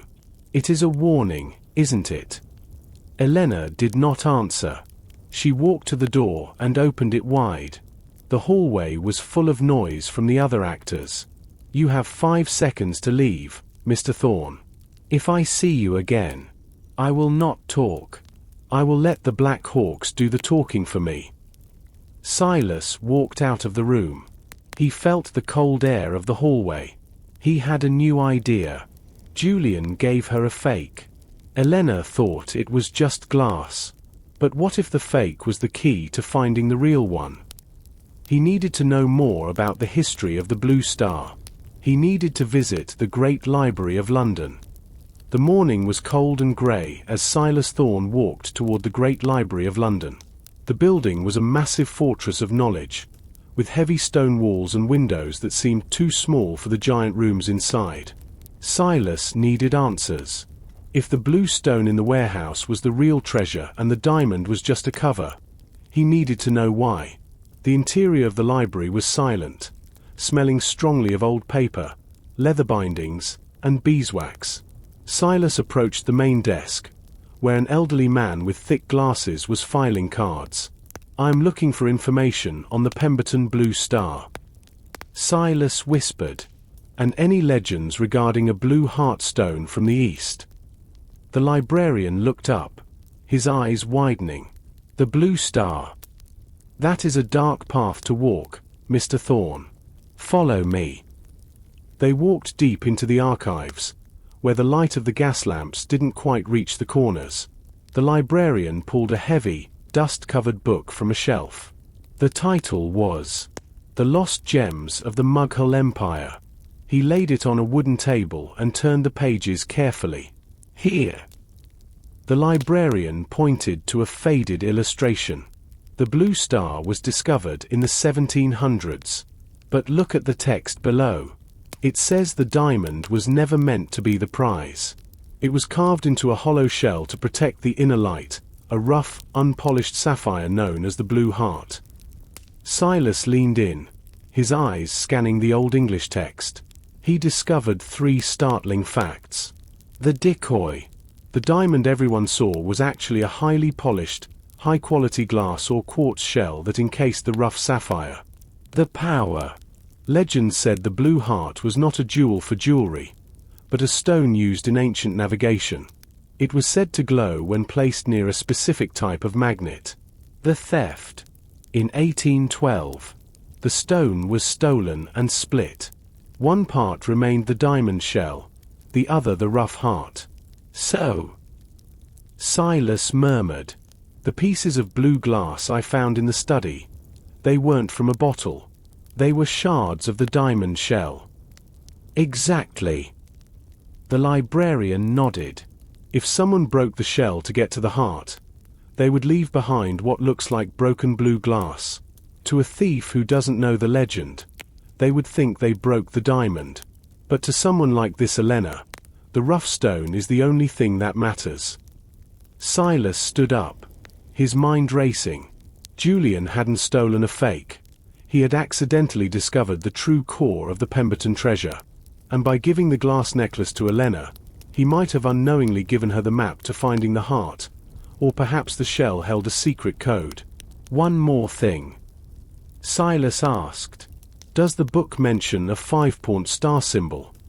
The librarian turned to the final page of the chapter. The 5-point star was the mark of the Sentinels, a group sworn to protect the heart. If you see that mark today, it means someone is trying to reclaim the stone for a buyer who knows its true worth. Silas thanked the librarian and hurried out into the street. The mystery was no longer about a simple theft. It was a race for an ancient power. He had to get back to the Pemberton house. If the diamond shell was broken in the study, where was the rest of it? Silas Thorne arrived back at the Pemberton estate as the first drops of a heavy afternoon rain began to fall. He didn't wait for the butler. He let himself in and went straight to the study. The room felt colder than before. The scent of old paper and the lingering smell of Julian's expensive tobacco hung in the air. He knelt on the rug where he had first found the small pieces of blue glass. He took a small brush from his kit and carefully swept the area near the heavy mahogany desk. He wasn't looking for just any glass now. He was looking for the edges of a puzzle. After a few minutes, he found them, 3 larger curved pieces of the blue material tucked deep under the edge of the desk. He placed them on the green blotter of the desk and arranged them alongside the shards from his pocket. When he aligned the edges, the truth became clear. These weren't shards of a bottle or an ornament. They were perfectly cut, facete pieces of a hollowed-out shell. The blue star wasn't a diamond at all. Silas whispered. It was a cage. Suddenly, the door swung open. Julian Pemberton stood there, his face ashen, his eyes darting to the pieces of glass on the desk. "What are you doing, Thorne?" Julian's voice was high and thin. "I told you everything I know." "You told me a version of the truth, Julian," Silas said, not looking up. "You told Elena you gave her a glass necklace from a shop. But you didn't buy that necklace, did you? You found the blue star already broken in the safe. You took the rough stone, the blue heart, to the warehouse, but you kept the largest piece of the glass shell and turned it into a gift for her." Julian slumped against the doorframe. "I thought I was being clever. I thought if I gave her the diamond, she would leave me alone. I didn't know the rough stone was the valuable part until she told me at the warehouse." "There is something else," Silas said, picking up the largest shard. He held it up to the oil lamp. On the interior curve of the glass, invisible to the naked eye but clear under the heat of the flame, a small symbol began to glow. It was the 5-point star of the Sentinels, but inside the star was a set of numbers. Coordinates. Silas realized. The shell wasn't just a cover. It was a map to something much larger than a single stone. The blue star was a hollow lens made of rare blue quartz. The coordinates etched inside point to a specific location in London. If Elena realizes that the glass necklace she wears contains the coordinates, she won't need Julian anymore. "Julian," Silas said, standing up and grabbing his cane. "Where is Elena now?" She said she was going to the docks after the matinee performance." Julian stammered. "She said the buyer was meeting her at the old pier at dusk." Silas looked at the clock. It was nearly 5. Dusk was falling over the Thames. Silas Thorne did not wait for a carriage. He ran through the rain, his heavy coat soaking up the water until it felt like lead. The coordinates he had seen inside the blue quartz shard burned in his mind. To a common thief, they were just numbers, but to a man who studied the old charts of the Admiralty, they pointed to the very center of the city, specifically, the base of the old Charing Cross, where the ancient Roman roads were said to meet. But the immediate danger was at the river. If Elena sold the blue heart stone to a foreign buyer, the secret of the Sentinels would be lost forever, or worse, fallen into the hands of those who would use its inner light for more than mere decoration. He reached the old pier just as the sun dipped below the horizon, turning the fog into a bruised purple haze. The pier was a skeletal remains of wood and iron, stretching out into the churning, black waters of the Thames. It groaned under the weight of the tide. Through the mist, Silas saw 2 figures at the end of the walkway. One was Elena, her blue stage dress hidden under a dark travel cloak, but the blue glass necklace still visible, hanging outside her collar like a talisman. Opposite her stood a man Silas did not recognize. He was dressed in a military-style coat, his face obscured by the shadow of a wide-brimmed hat. "The stone," the man said. His voice was deep, with an accent that sounded like it had traveled from the cold mountains of the north. "The money first, Captain," Elena replied, her voice steady despite the wind. She held a small black velvet bag in her hand, the blue heart. Silas stepped onto the wooden planks. They creaked loudly. Both figures turned instantly. The man in the military coat reached into his jacket, his hand closing around the grip of a pistol. "That stone is stolen property, Elena," Silas shouted over the wind. "And the man you're selling it to doesn't want it for its beauty. He knows what the Sentinels knew." Elena sneered, stepping closer to the edge of the pier. "You are a persistent fly, Mr. Thorne. But you are too late. The Black Hawks have already been paid their deposit. This rough pebble is my ticket out of this damp, grey city. The pebble isn't the prize. Silas took a step forward, his cane raised. The necklace you're wearing, the one Julian gave you, that is the key. It's not glass, Elena. It's the map. Look at it. Look at the star etched inside. Elena's hand flew to her throat. She gripped the blue quartz pendant. For a second, her confidence wavered. She looked from Silas to the captain.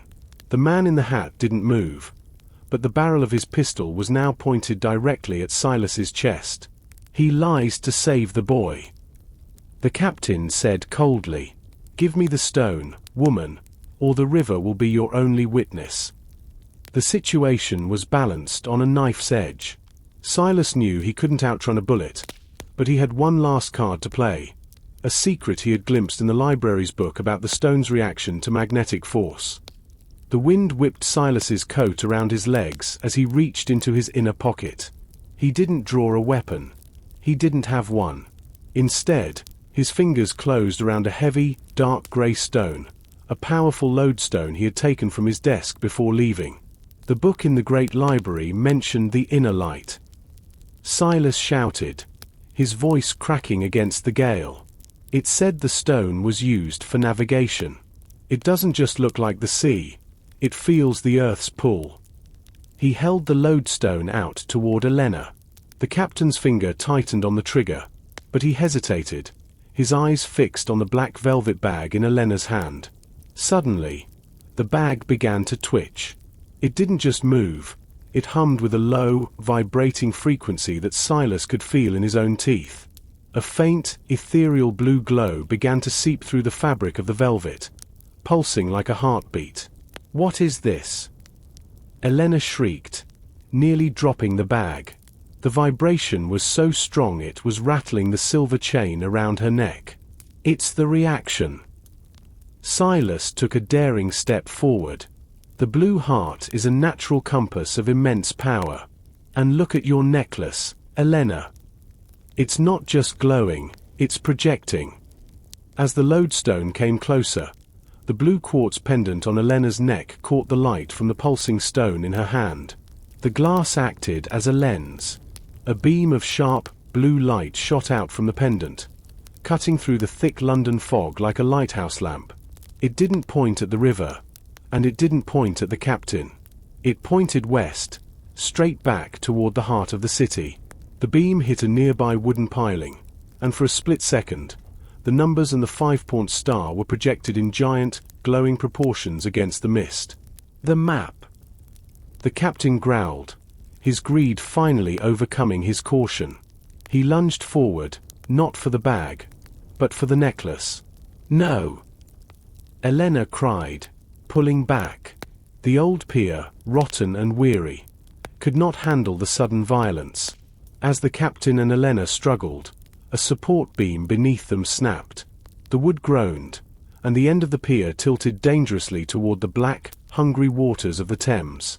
Elena slipped, the velvet bag flying from her hand. It hit the wet planks and slid toward the edge. The captain ignored her, his eyes locked on the glowing necklace, his hand outstretched to rip it from her throat.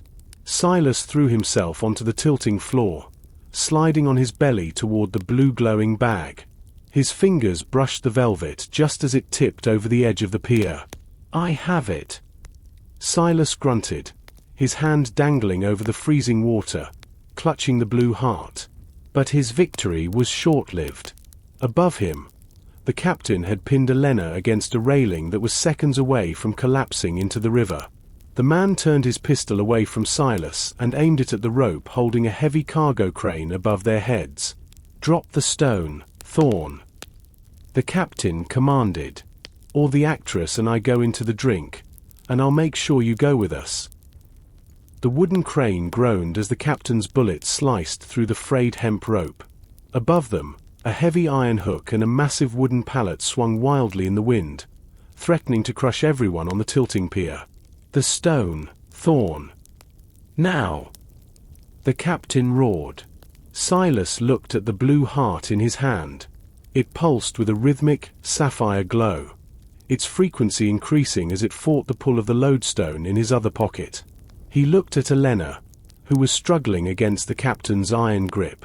Her expensive blue necklace was still projecting that sharp, narrow beam of light into the fog, a literal finger of fate pointing back toward Charing Cross. "You want the light, Captain?" Silas shouted. "Then have all of it." Instead of dropping the stone into the river, Silas slammed the lodestone directly against the rough surface of the blue heart. The reaction was instantaneous. A blinding flash of azure energy erupted from the point of contact. It wasn't just light. It was a surge of magnetic force. The silver chain around Elena's neck snapped as the blue quartz lens was violently attracted to the stone in Silas's hand. The captain, blinded by the flash and startled by the flying jewelry, lost his footing on the slick, angled planks. At that exact moment, the crane's pallet came crashing down. It missed Silas by inches, smashing through the center of the pier. The wood screamed as the end of the pier broke away completely. Elena scrambled toward the stable section of the dock, her cloak tearing as she escaped the captain's grasp. The captain, however, was not so lucky. His heavy military coat caught on a jagged piece of the falling pallet. With a cry of rage, he was pulled backward into the churning, black maw of the Thames. For a long minute, there was only the sound of the rain and the rushing river. Silas lay on the remaining edge of the pier, his hands still clenching the now dark blue heart. Silas stood up slowly, his joints aching from the cold. Elena was standing a few yards away, shivering. Her power was gone, her Black Hawks were nowhere to be seen, and her ticket out of London was in the hands of the detective. "It's over, Elena," Silas said, his voice raspy. "The stone goes back to the Pembertons. And you have a performance to miss. The police will be waiting at the theatre." She looked at him, her eyes still sharp, even in defeat. "You think you've won, detective? That stone is a curse. My star of the stage was a mask, but the mask you've just put on, the protector of the Sentinels, is much heavier. Julian wasn't the first to break the shell, and he won't be the last to try and steal the heart."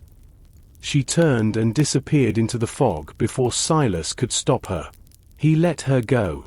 He had the stone, he had the secret of the coordinates, and he had saved the Pemberton family from total ruin. The next morning, the sun broke through the clouds, casting a golden light over the Pemberton study. Mr. Pemberton sat at his desk, staring at the blue heart. It looked like a simple, rough sapphire once again, the inner light dormant without the lodestone's touch. "My son, Julian, he told me everything," Mr. Pemberton said quietly. "He is leaving for the countryside today, to work on our estate there, far from the card tables of London. It is for the best." Silas replied. He handed over a small velvet bag containing the shards of the blue quartz shell. "The blue star diamond is gone, sir. But you have something much more valuable. You have the truth of your family's legacy." Clara stood by the window, a small smile on her face. "And the coordinates, Mr. Thorne. The numbers inside the glass." Silas touched the brim of his hat. "Some secrets are best left in the archives of the Great Library, Miss Clara. London has enough mysteries for one lifetime." As Silas Thorne walked out of the grand house and onto the street, he felt the weight of the lodestone in his pocket. He looked toward Charing Cross. The mystery of the Blue Star was solved, but the legend of the Sentinels was just beginning. Thought. The resolution of the Blue Star theft brought a temporary peace to the Pemberton household, but for Silas Thorne, the silence was unsettling. He sat in his small office. The morning light filtered through the soot-stained windows, illuminating the dust motes dancing over his desk. Before him lay his notebook, open to the page where he had scribbled the coordinates.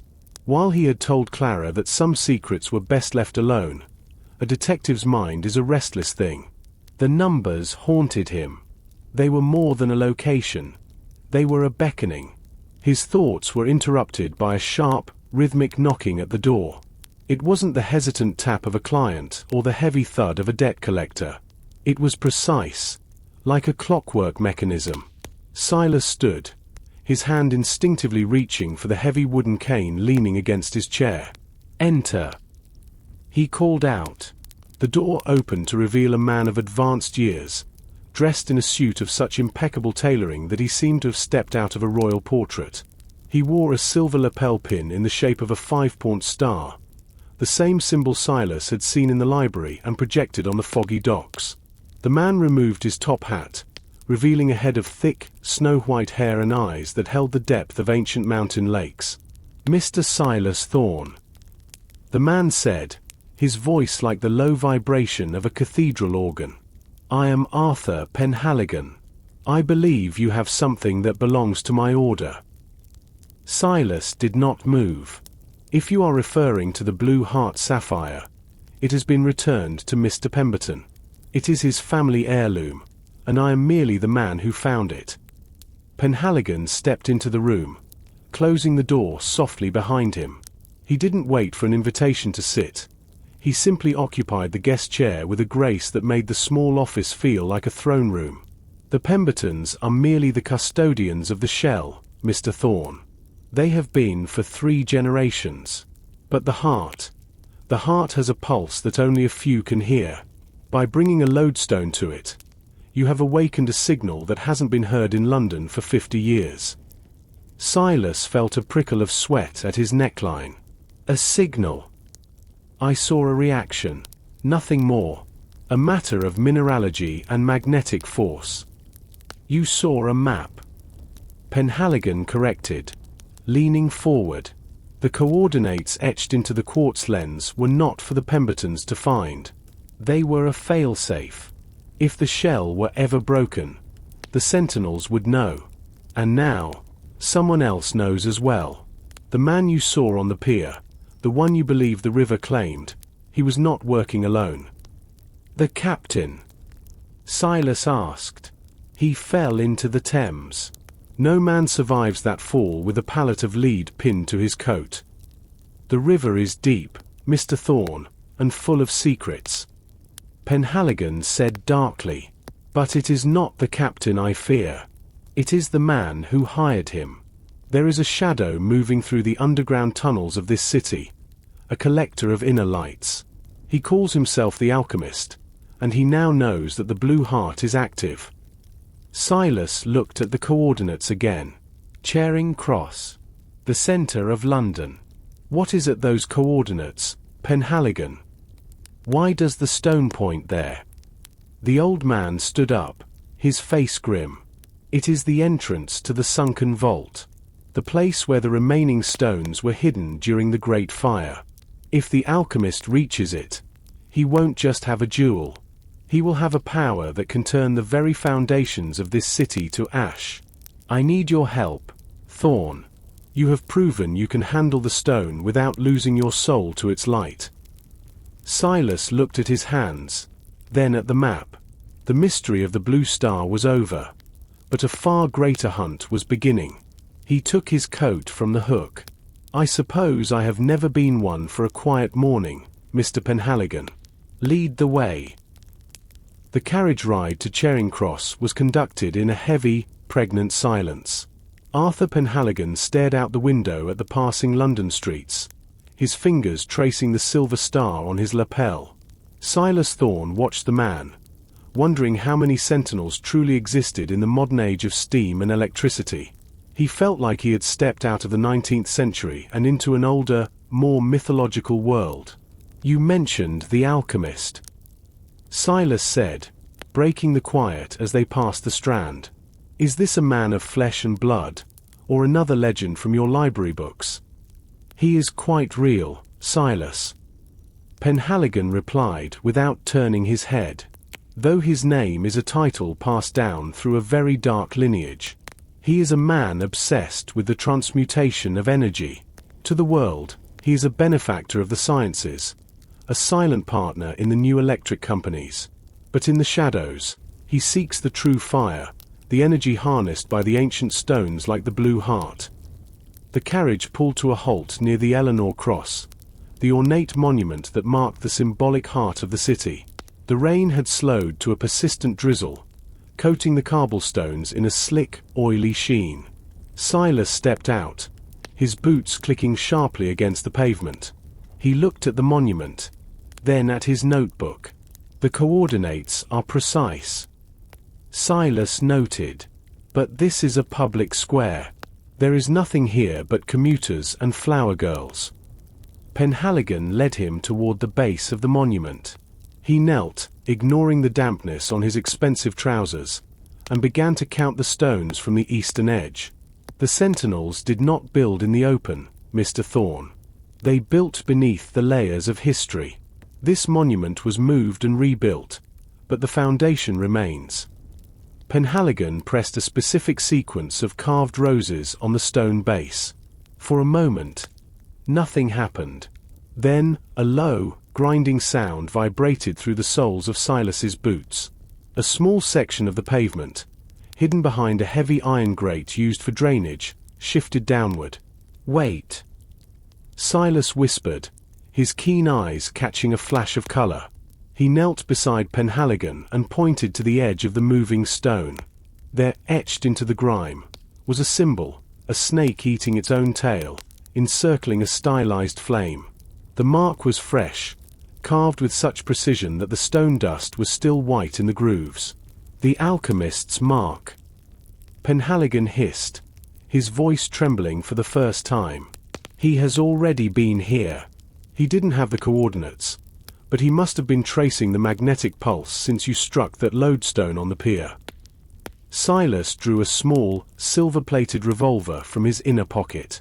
"Then we are not exploring a tomb, Mr. Penhaligon. We are entering a lion's den. How many entrances are there to this sunken vault?" "Only 2. Penhaligon said, standing up and lighting a small, high-intensity brass lantern. "This one, and the one at the river's edge, which has been sealed for a century. If he is inside, he is trapped, or he has found what he was looking for." They descended a narrow, spiral staircase made of damp green stone. The air turned cold and smelled of copper and stagnant water. As they reached the bottom, the light from Penhaligon's lantern hit the walls. They were lined with ancient bronze plates, each one etched with the history of the stones. But the plates were no longer silent. Silas could hear it now, the same low hum he had felt on the pier, but amplified 100 times. It was a rhythmic, pulsing sound that seemed to pull at the iron in his blood. "The resonance," Penhaligon whispered. "He's started the process. He's trying to wake the other stones." Silas moved ahead, his lantern beam cutting through the dark. He saw a set of heavy bronze doors at the end of the corridor. They were slightly ajar. On the floor in front of them lay a discarded leather glove, black, expensive, and smelling of that same sweet, cloying perfume that Elena had worn. "He isn't alone," Silas said grimly. "Elena survived the docks, and it seems she's found a new employer." Silas Thorne stared at the discarded leather glove. The cloying scent of Elena's perfume, a mixture of jasmine and something metallic, clung to the damp air of the tunnel. He picked up the glove with the tip of his cane, turning it over. It was scorched along the palm, as if she had held something impossibly hot. "She's a survivor," Silas muttered. "But she's out of her depth. If she's working for this alchemist, she's nothing more than a fuse for his lantern." Arthur Penhaligon didn't look at the glove. His eyes were fixed on the bronze doors. The hum was getting louder, a deep, resonant vibration that made the brass lantern in his hand rattle against its frame. "We must move, Thorne. The bronze hallway is designed to test the resolve of those who enter. It reacts to the intent of the traveler." As they pushed through the doors, Silas gasped. The hallway before them was not made of stone, but of solid, polished bronze.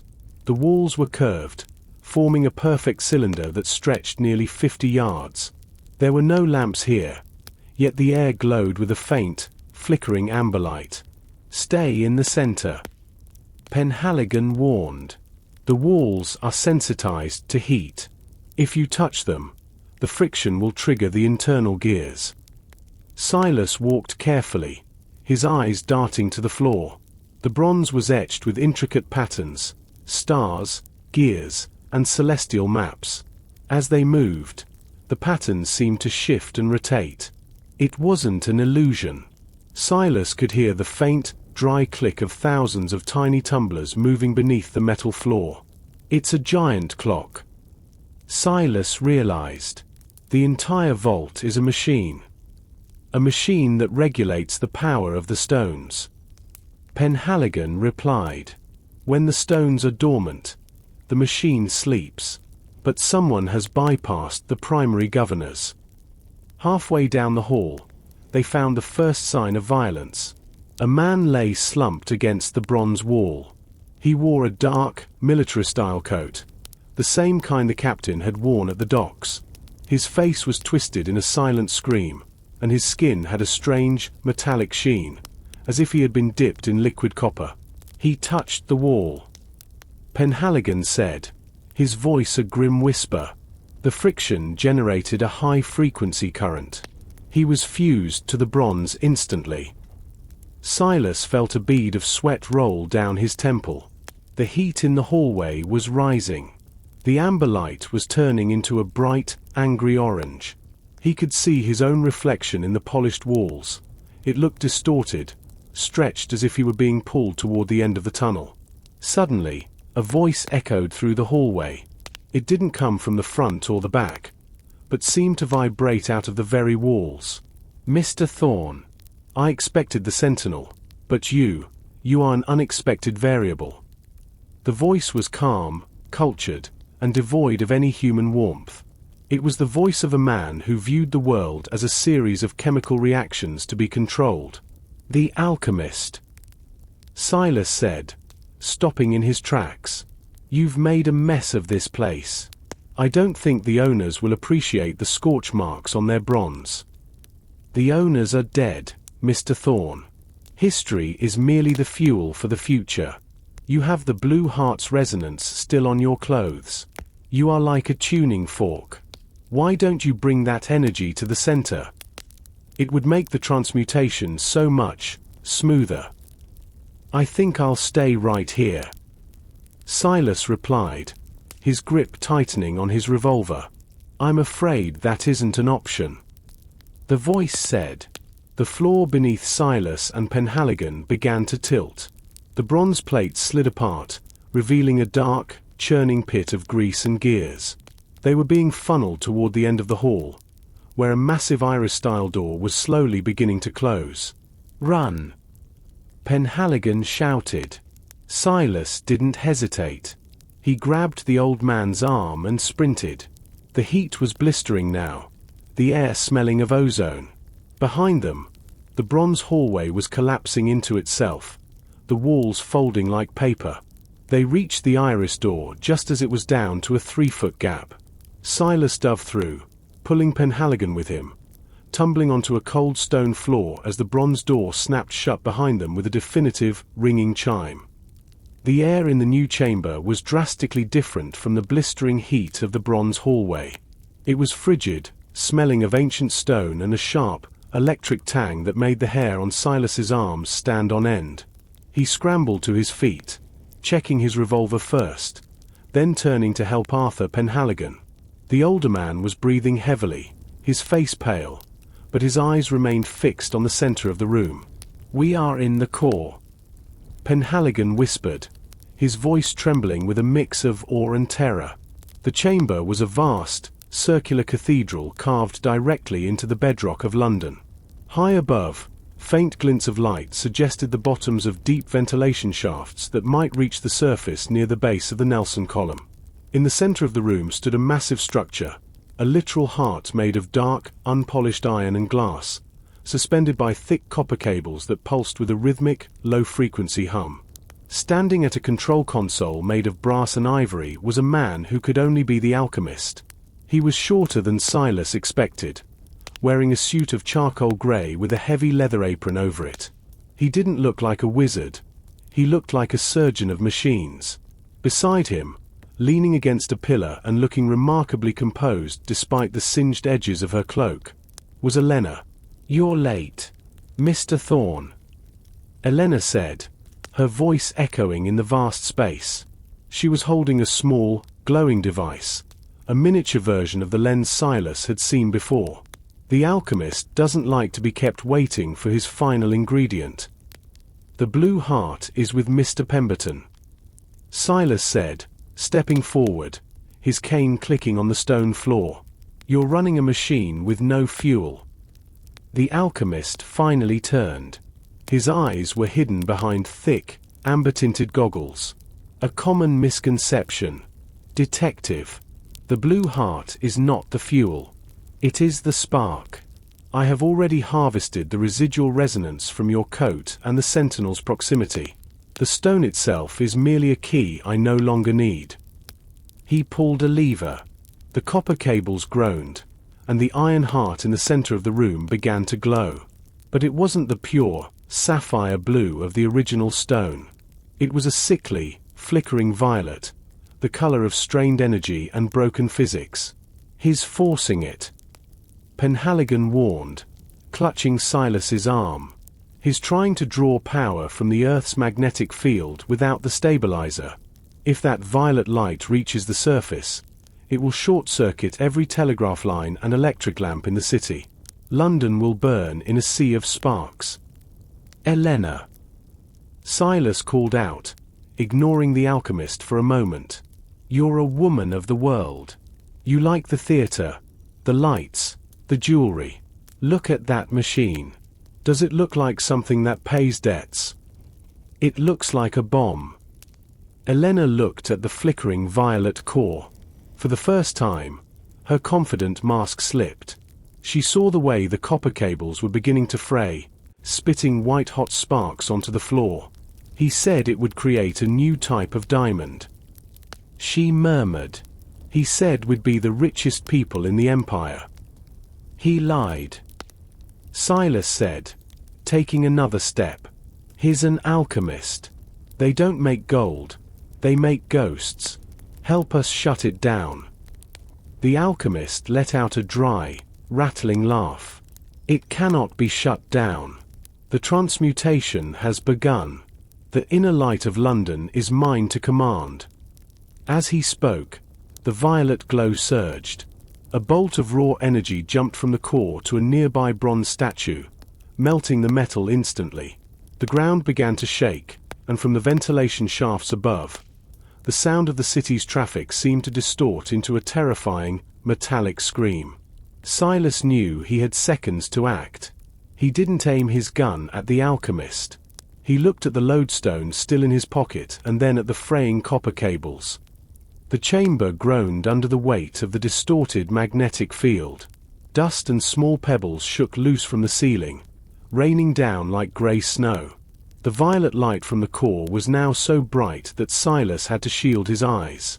It wasn't just light, it was a physical pressure, a heavy weight pressing against his chest that made every breath a struggle. "The cables! Thorne!" Penhaligon shouted over the roar of the machine. "If you sever the primary copper leads, the circuit will break. But you can't touch them with a blade. The current will travel right through you." Silas looked at the fraying cables. They were thick, braided strands of copper, glowing cherry red from the sheer volume of energy passing through them. He reached into his pocket and felt the cold, heavy weight of the lodestone. It was the only thing he had that could manipulate the flow of energy without direct contact. "Elena." "The lever." Silas pointed to a secondary safety cutoff on the far side of the console. "If you pull that, it will reverse the polarity for just a second. That's all the time I'll have." Elena looked at the alchemist, who was frantically typing commands into his ivory keyboard, his face illuminated by the flickering violet fire. He looked like a man possessed, his amber goggles reflecting a world in ruin. Elena looked back at Silas. Her greed had brought her here, but her instinct for survival was stronger. She lunged for the lever. No! The alchemist screamed, swinging a heavy brass wrench at her. Elena dodged the blow and slammed her weight against the iron handle. There was a sickening crack of discharging electricity. The violet light turned a blinding white, and the hum of the machine spiked into a high-pitched whistle. In that moment of flux, Silas threw the lodestone. He didn't throw it at the alchemist. He aimed for the point where the 3 primary cables met the iron heart. The lodestone, naturally attracted to the massive electromagnetic field, didn't just hit the cables. It became a lightning rod. The magnetic pull of the stone dragged the cables toward each other, forcing a massive short circuit. A spectacular arc of blue and white lightning erupted. The force of the explosion threw Silas backward across the stone floor. He felt a sharp pain in his shoulder as he hit a pillar, and then everything went black. When Silas opened his eyes, the chamber was silent. The violet light was gone, replaced by the soft, flickering orange of Penhaligon's fallen lantern. The massive iron heart sat still, its cables melted and dripping like wax. Is it over?" a voice asked. It was Elena. She was sitting on the floor, her face smudged with soot, clutching her arm. Silas sat up, his head spinning. "The machine is dead." He looked toward the console. The alchemist was gone. All that remained was a pair of scorched amber goggles resting on the ivory keys.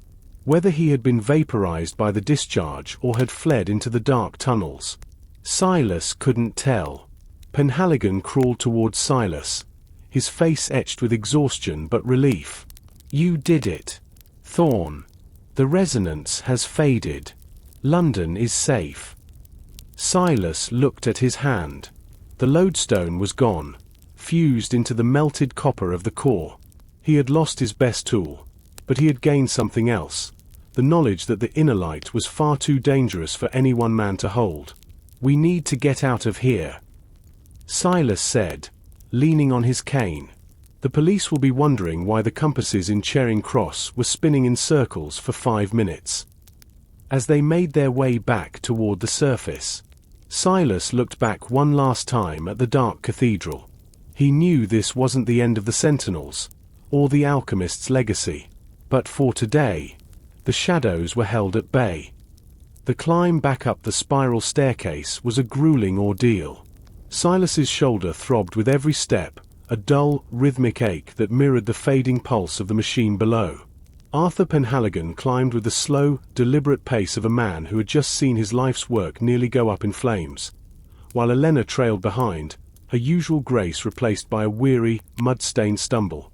When they finally emerged from behind the iron grate at the base of the Eleanor Cross, the cold London rain felt like a blessing.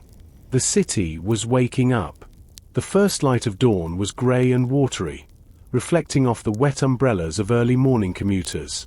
To them, it was just another damp Wednesday. They had no idea that beneath their feet, the very fabric of their world had almost been unraveled. "Look at them," Elena whispered, pulling her torn cloak tight around her shoulders. "They have no clue how close they came to the dark." "That is the burden of the Sentinel, Miss Elena," Penhaligon said, his voice regaining some of its formal strength. "We keep the shadows so they can enjoy the light." Silas leaned against the cold stone of the monument, watching a hansom cab rattle by. He felt a strange disconnection from the world around him. The sights and sounds of London, the smell of coal smoke, the clatter of horse hooves, seemed thin and fragile, like a coat of paint over a much deeper, more dangerous reality. "What now?" Silas asked, looking at Penhaligon. "The alchemist is gone, but his machine remains. Someone else will find it. The Order will seal the entrance with structural masonry," Penhaligon replied, "and I will ensure the bronze hallway is collapsed. This entrance is compromised. We must find another way to guard the remaining vaults."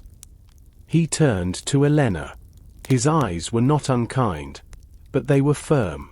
"As for you, Miss Elena, you have a choice. You can return to your Black Hawks and wait for the police to connect you to the alchemist's crimes. Or you can use that theatrical talent of yours for something more productive. Elena wiped a smudge of soot from her cheek, a spark of her old defiance returning to her eyes. I've never much liked the police, Mr. Penhaligon. And after tonight, the theatre seems a bit dull. What exactly are you suggesting? The sentinels need eyes in the shadows. Penhaligon said. People who know how to navigate the docks, the warehouses, and the gambling dens. People who can spot a threat before it reaches a vault. Silas watched the exchange with interest. The idea of Elena as a spy for an ancient secret society was both absurd and perfectly logical. She was a woman of masks. Now she would simply be wearing a more important one. And me? Silas asked. Do I get a silver star for my lapel? Penhaligon smiled, a rare, genuine expression. You, Mr. Thorne, are a detective. I suspect you will find plenty of mysteries in London without our help. But should you ever see a 5-point star where it shouldn't be, know that you have a friend in the high places, and the very low ones. With a nod, Penhaligon hailed a passing carriage.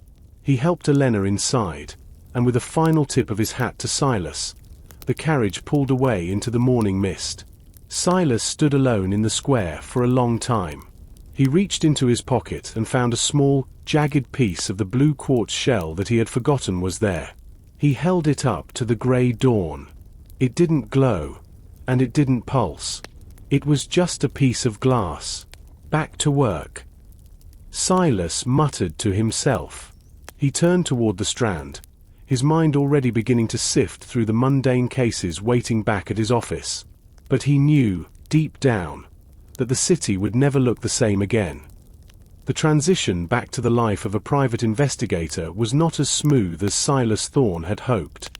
For 3 days, he sat in his office, the silence of the room occasionally broken by the scratching of his pen or the whistle of a distant train. The mundane cases, a missing tabby cat, a suspected case of insurance fraud, and a disputed inheritance, felt like nursery rhymes compared to the epic of the sunken vault. On the 4th morning, a thick, yellow fog descended upon London, the kind of pea souper that swallowed the city whole. It was the sort of weather that brought business to Silas's door, as the fog always provided a convenient cloak for those with something to hide. The bell above his door gave its familiar, metallic chime. A man entered, his clothes tattered and his eyes wide with a frantic, unblinking terror. He wasn't a gentleman like the Pembertons, but a dock worker, his hands calloused and stained with tar. Mr. Thorne. The man rasped, clutching a greasy cap between his fingers. They said you're the only one who believes in things that shouldn't be. Silas gestured to the chair. I believe in facts. Mr. Garrick, sir. Bill Garrick. I work the night shift at the Shadow Lane warehouses. Silas felt a familiar tightening in his chest. Shadow Lane. The location of the warehouse where he had first encountered Elena and the Black Hawks. What happened at Shadow Lane? Bill. It's the warehouse, sir. Number 14. The one they say the police cleared out after that business with the blue diamond. It's supposed to be empty, locked tight with iron chains. Bill leaned in, his voice dropping to a terrified whisper. But at night, when the fog is thick, the windows glow. Not with a lamp, sir. It's a blue light. The same color as the river when the moon hits it wrong. Silas leaned back, his fingers steepled. Phosphorescence. Or perhaps someone is using a gas lamp behind colored glass. No, sir. It's moving. And there's a sound. A humming, like a hive of angry bees. And the smells. It smells like a thunderstorm is trapped inside that building. Silas thought of the alchemist. He had seen no body on the floor of the vault, only scorched goggles. If the man had survived, he wouldn't go to ground in a fine house. He would return to the place where his operation began. He would return to the shadows of the docks. Has anyone else seen this? Silas asked. My mate, Toby. He went to the window last night to peek through a crack in the boards.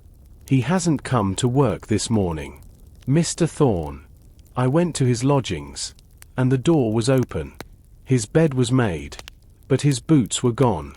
Toby wouldn't go nowhere without his boots. Silas stood up, grabbing his heavy wool coat. The routine cases could wait. If there was a blue glow in Shadow Lane, it meant the resonance had not been entirely extinguished. Or worse, someone was trying to recreate it. Go home, Bill.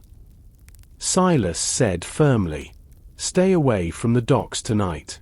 I'll look into number 14. You're going alone, sir? In this fog? Silas checked the cylinder of his revolver. The fog is an old friend of mine. Bill. We understand each other. As he walked out into the swirling yellow mist, Silas realized he wasn't just investigating a missing person. He was chasing a ghost, the ghost of a power that refused to stay buried. The walk to Shadow Lane was a journey through a world of grey and amber. The fog was so thick that the gas lamps appeared as nothing more than ghostly orbs suspended in mid-air. Silas walked with his cane rhythmically tapping the cobblestones, a sound that felt dangerously loud in the muffled silence of the docks. Every shadow seemed to stretch toward him, and every drip of condensation from the eaves sounded like a footstep. He reached warehouse number 14. It stood like a rotting tooth in the jaw of the riverfront. The iron chains Bill Garrick had mentioned were indeed there, wrapped around the heavy timber doors like snakes. But Silas noticed something Bill hadn't. The links were cold to the touch, yet the wood of the door itself was vibrating. It was a faint tremor, detectable only if one pressed a palm flat against the grain. Resonance. Silas whispered. He didn't try the front doors. Instead, he navigated the narrow, filth-streaked alleyway to the side of the building. He remembered a high window from his previous visit, one that had been poorly boarded up. Using the crates stacked against the wall, he climbed upward, his injured shoulder protesting with a sharp twinge. He pried away a loose plank and peered inside. The interior of the warehouse was not dark. A pale, ethereal blue light filled the space, emanating from a series of glass jars arranged in a circle on the floor. Inside each jar was a shard of blue quartz, the remnants of the diamond shell he thought had been safely tucked away in the Pemberton study. In the center of the circle sat Toby, the missing dock worker. Toby wasn't tied up. He was sitting cross-legged, his eyes wide and vacant, staring at a small, humming device placed directly in front of him. The device looked like a miniature version of the alchemist's core, a birdcage of copper wire spinning rapidly. Toby! Silas called out softly, dropping down from the window into the hay-strewn darkness of the rafters. The man didn't blink. He didn't move. He seemed to be in a deep trance, his breathing perfectly synchronized with the rhythmic hum of the machine. He cannot hear you, Mr. Thorne. A voice drifted up from the shadows below. Silas froze. He knew that voice. It wasn't the alchemist's cold, calculated tone.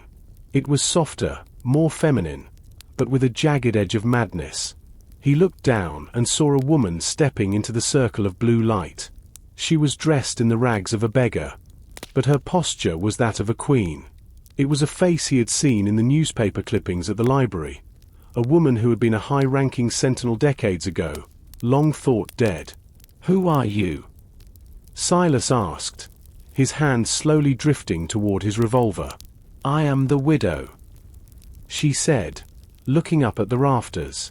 "And you are the man who broke the heart. You think you saved London, but you only silenced the song. I am here to find the melody again." She held up a small, jagged shard of the blue heart itself. It wasn't the whole stone, but a fragment that must have broken off during the explosion on the pier. "Toby is not a prisoner," the widow continued. "He is a conductor. His mind is simple, uncluttered by the greed of alchemists or the rules of sentinels. He is the perfect vessel to hear where the rest of the heart is hiding. The blue jars began to glow brighter. The hum escalated into a thrumming vibration that shook the very foundations of the warehouse. Silas realized with a jolt of horror that they weren't just looking for the stone. They were using Toby's nervous system to track the magnetic signature of every sentinel in London. Silas gripped the wooden beam above him. The air in the warehouse had become heavy, charged with a static electricity that made his hair stand on end, and the metal of his revolver feel unnaturally warm. Below, the woman who called herself the widow stood over Toby, the dock worker, whose body was now trembling in time with the spinning copper birdcage. "You're killing him," Silas shouted, his voice echoing through the vast, hollow space. A man's mind wasn't built to be a lightning rod for ancient magnets. The widow looked up, her face illuminated by the sickly blue glow of the jars. "Science requires a sacrifice, Mr. Thorne." The sentinels grew soft, hiding their treasures in vaults like misers. "I will use the inner light to illuminate the world, starting with the souls of those who walk its streets." Silas didn't waste any more breath on words. He swung his legs over the side of the rafter and dropped. He landed heavily on a stack of moth-eaten wool sacks, rolling to his feet and drawing his revolver in one fluid motion. "Step away from the man and the machine," Silas commanded. The widow didn't flinch. Instead, she touched the shard of the blue heart to the spinning copper cage. A spark of brilliant azure light jumped between the two, and the sound in the room changed from a hum to a roar. Toby let out a choked cry, his back arching as the blue light began to leak from his eyes and mouth. "He is the map now," the widow cried, her voice rising in a frantic crescendo. Silas realized he couldn't shoot the woman. Not yet. If he killed her, the circuit might stay open, and Toby would be vaporized. He needed to break the connection. His eyes scanned the room, looking for a weakness in the makeshift laboratory. He saw a thick lead pipe running along the floor, connected to a large water vat used for cleaning the warehouse floors. If he could flood the floor, the water would act as a ground, drawing the energy away from Toby and into the earth. But he was standing in the middle of it. He would be electrocuted as well. "Toby, listen to me," Silas yelled, stepping as close to the circle of jars as he dared. "You're a dock worker. You know the river. Feel the cold water. Toby, don't look at the light." The dock worker's head snapped towards Silas. For a fraction of a second, the vacant look in his eyes was replaced by a flash of pure, human terror. "Help me," he gasped. The distraction was enough. The widow screamed in frustration as the blue light wavered. Silas lunged forward, not for the machine, but for the lead pipe. He swung his heavy cane with all his might, the silver handle shattering the rusted joint. A torrent of cold, black water burst forth, rushing across the floor. "No!" the widow shrieked, reaching for the copper cage. As the water hit the glowing jars, the blue light turned a violent purple. A massive crackle of electricity filled the air. Silas felt a numbing shock travel up his legs as he scrambled onto a wooden crate just in time. The machine exploded in a shower of sparks and copper shards. The blue light died instantly, plunging the warehouse into a thick, suffocating darkness. Silas struck a match with trembling fingers. Toby lay on the floor, unconscious but breathing. The jars were shattered, and the copper birdcage was nothing more than a melted lump of metal. But the widow was gone. The only sign of her presence was the small, jagged shard of the blue heart, resting in the center of a scorched circle on the floor, its light now dim and gray. "One piece saved," Silas whispered, his heart hammering against his ribs. "But how many more are out there?" Silas knelt beside Toby, checking the man's pulse. It was thready but stabilizing. The dock worker had survived the resonance, but his mind would likely carry the scars of the blue light for years. Silas picked up the shard of the blue heart, the fragment the widow had used, and wrapped it in his silk handkerchief. Even through the fabric, the stone felt unnaturally cold, a vacuum of heat that seemed to draw the warmth from his very marrow.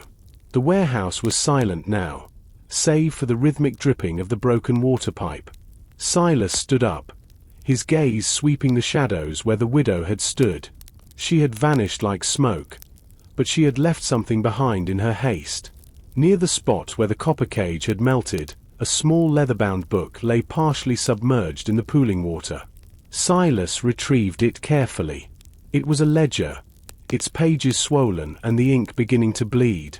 He moved toward the window, where the pale grey light of the foggy morning offered enough visibility to read. As he turned the damp pages, Silas felt a cold knot of dread tighten in his stomach. This wasn't a book of accounts or merchant trades. It was a directory. Page 4.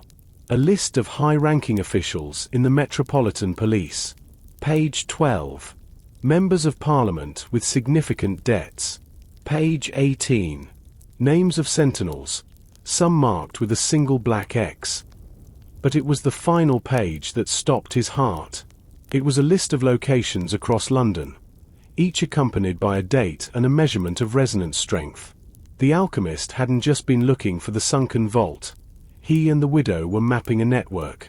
It's an anatomy. Silas whispered to the empty room. They aren't just looking for stones. They're looking for the veins of the city. One entry was dated for the following evening. The Greenwich Observatory. Beside it, the widow had written in a frantic, spidery hand, "The great clock. The intersection of time and light. The heart must beat at the meridian." Silas understood the implication immediately. The Greenwich Meridian was the literal center of time for the British Empire.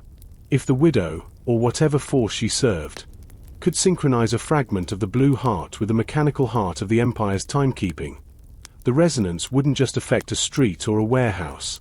It would pulse through the telegraph lines, the rail networks, and the very sense of order that held the city together. He heard a groan from the floor. Toby was stirring. Mr. Thorne. Toby rasped, squinting against the dim light. I dreamt I was a wire. I could see everyone. I could see the city breathing." Silas walked over and helped the man to his feet. "It was no dream, Toby, but the nightmare is over for you. Can you walk? I need to get you to a doctor, and then I have a train to catch." "Where to, sir?" "Greenwich," Silas said, tucking the damp ledger into his coat. "The widow is planning a performance at the observatory, and I intend to be the only one in the audience." As he led Toby out into the fading fog, Silas looked at the ledger one last time. He realized the widow wasn't working for the alchemist. The alchemist had been working for her. She was the one who knew the ancient songs of the stones, and she was tired of the silence. The journey to Greenwich was a race against the sun. Silas Thorne sat in the corner of a third-class carriage, his collar turned up against the chill. In his lap lay the damp ledger and the silk-wrapped shard of the blue heart. The stone felt heavier now, as if it sensed its proximity to the prime meridian. He arrived at the Royal Observatory just as the sky turned a deep, bruised violet. The great equatorial building stood atop the hill, its massive dome silhouetted against the rising moon. To the world, this was the home of the Shepherd Gate clock and the center of universal time. To Silas, it was a giant antenna waiting for a signal. He climbed the steep path of the park, his cane sinking into the soft earth. The air here felt thinner, sharper. As he reached the summit, he saw the brass line of the meridian strip embedded in the ground. It seemed to vibrate with a faint, metallic hum. "You are early, Mr. Thorne." A voice drifted from the shadows of the octagon room. The widow emerged, no longer dressed in rags. She wore a gown of shimmering silver thread that caught the moonlight, making her look like a celestial apparition. In her hands, she held a complex brass instrument, a chronometer modified with blue quartz lenses. "The ledger told me you'd be here," Silas said, his hand resting on the grip of his revolver. "But you're missing the primary stone. A fragment isn't enough to pulse the meridian." "I don't need the whole heart to change the world," she replied, stepping onto the meridian line. "I only need to synchronize the fragment with the great clock. When the ball drops at 1 o'clock tomorrow, the pulse will travel down the telegraph wires to every corner of the empire. Time itself will be infused with the blue light." Silas looked at the great clock. Its rhythmic ticking was the heartbeat of London. "If you do this, you'll shatter the nervous system of the city. Trains will collide, messages will be scrambled, and the mind of every man connected to the grid will suffer like Toby did. A small price for evolution," the widow whispered. She turned a dial on her instrument. The fragment in Silas's pocket began to glow through his coat, burning with a sudden, intense heat. Silas winced, pulling the wrapped stone out. It was pulsing in perfect synchronization with the clock's pendulum. The air between him and the widow began to ripple with heat haze. "I won't let you turn time into a weapon," Silas said, leveling his gun. "You cannot shoot a ghost, detective," she said, her voice echoing strangely. "And you cannot stop a pulse that has already begun." She pressed the instrument against the glass of the clock face. The blue light flared, turning the white dial into a glowing sapphire eye. The pendulum's swing became erratic, accelerating with a terrifying, metallic grinding sound. The resonance was no longer a hum. It was a scream. Silas knew he couldn't hit the clock, the glass would shatter, but the mechanism would keep running. He needed to disrupt the meridian line itself. He looked at the brass strip at his feet. If he could introduce a counter-resonance, he might be able to short-circuit the alignment. He took the fragment of the blue heart and, with all his strength, slammed it into the brass meridian strip. The moment the fragment of the blue heart struck the brass meridian strip, a shockwave of azure energy rippled outward. The sound was like a massive tuning fork being struck against the earth. Silas felt the vibration travel up his arm, numbing his fingers, but he did not let go. The brass line, which for decades had stood as a silent marker of zero longitude, now glowed with a fierce, incandescent white light. The widow shrieked, her silver gown billowing in the sudden, artificial wind. The modified chronometer in her hands began to spark, its blue lenses cracking under the pressure of the counter-resonance Silas had created. "You fool!" she cried, her voice distorted by the magnetic interference. "You're not just stopping the pulse, you're fracturing the timeline of the mechanism. The gears will melt." Silas gritted his teeth, his boots sliding on the wet grass as the ground beneath the observatory seemed to groan. Better a melted clock than a broken city. "Widow!" In the center of the room, the great clock began to behave erratically. The hands spun wildly, minutes passing in seconds, then snapping backward. The rhythmic ticking had transformed into a chaotic, metallic clatter. The blue light from the clock face was being pulled toward the ground, drawn into the meridian strip by the fragment Silas held. The energy was being forced into a loop. Instead of pulsing outward through the telegraph wires, the resonance was circling between the clock and the brass line, creating a localized vortex of magnetic force. The air grew thick with the smell of ozone and toasted copper.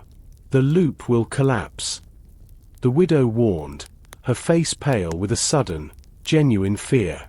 "When it does, the release of energy will level this hill." Silas saw the danger. The blue vortex was shrinking, turning a dark, dangerous violet, the same color he had seen in the sunken vault. He looked at the fragment in his hand. It was no longer a stone, it was a white-hot coal of pure energy. He knew he couldn't hold it for more than a few seconds longer.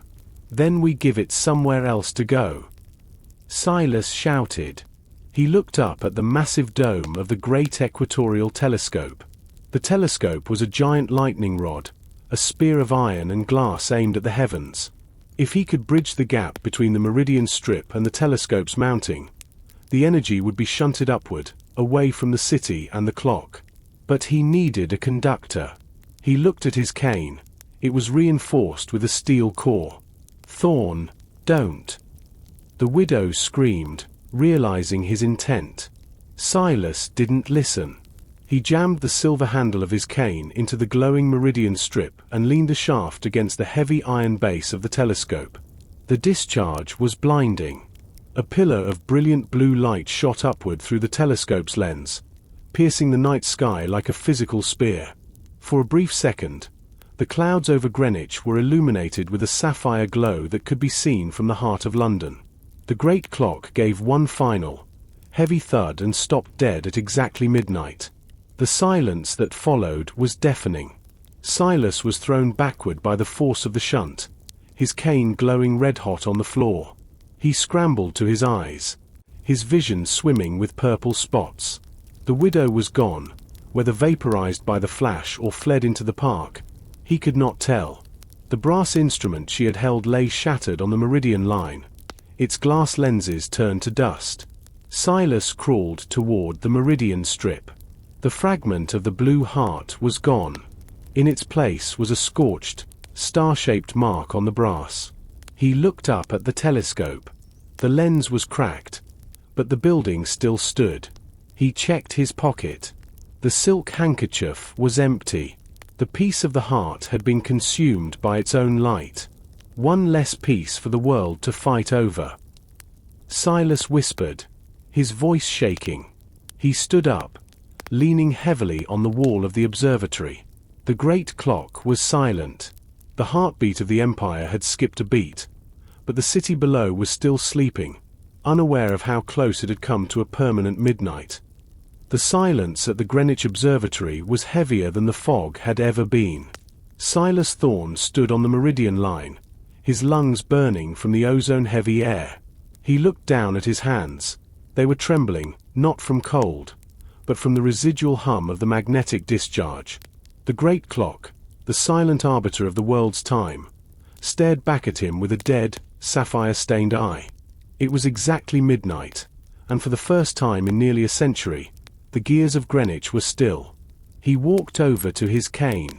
The silver handle was tarnished, and the wood was scorched, but the steel core had held. He picked it up, feeling a faint, warm vibration still pulsing through the metal.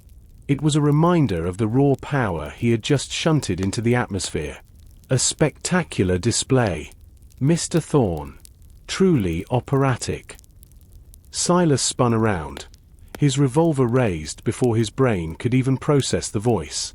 Standing near the shattered glass of the octagon room was not the widow, but Arthur Penhaligon. The old sentinel looked older tonight, his face etched with a deep, weary sadness. He wasn't alone. Two men in dark, inconspicuous suits stood behind him, their hands clasped in front of them like funeral directors. "You're late, Penhaligon," Silas rasped, lowering his weapon. The widow almost turned London into a telegraphic ghost town. "We were delayed by the resonance," Penhaligon said, walking toward the meridian strip. He knelt to examine the scorched, star-shaped mark Silas had left. "The pulse you created was felt as far as the channel. We had to manage the authorities. There will be a story in tomorrow's papers about a localized atmospheric electrical phenomenon, a rare blue lightning strike." "And the clock?" Silas asked, gesturing to the silent mechanism. Penhaligon sighed. "Our engineers are already on their way. They will replace the glass and the mainspring. By dawn, the world will have its time back. But the fragment, you say it was consumed?" Silas reached into his pocket and pulled out the empty, singed silk handkerchief. "It's gone. It didn't just break, it became the light. It's scattered in the upper atmosphere now." One of the men behind Penhaligon stepped forward, his eyes scanning the floor with a jeweler's precision. He picked up a tiny, glowing grain of sand from the brass strip, a microscopic remnant of the stone. He placed it in a lead-lined vial and sealed it. The widow survived. Silas warned. She's a zealot. Penhaligon. She believes she's evolving the world. She is a relic of a schism within our order. Penhaligon said, standing up.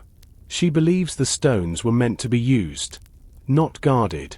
Tonight, you showed her that the inner light is not a tool for men, but a force of nature. She will go to ground now, but she won't stop. There are still other fragments. The blue heart was shattered on the pier into 7 distinct pieces. Silas felt a cold dread. 7. I've dealt with the main stone, the lens shell, and now this fragment.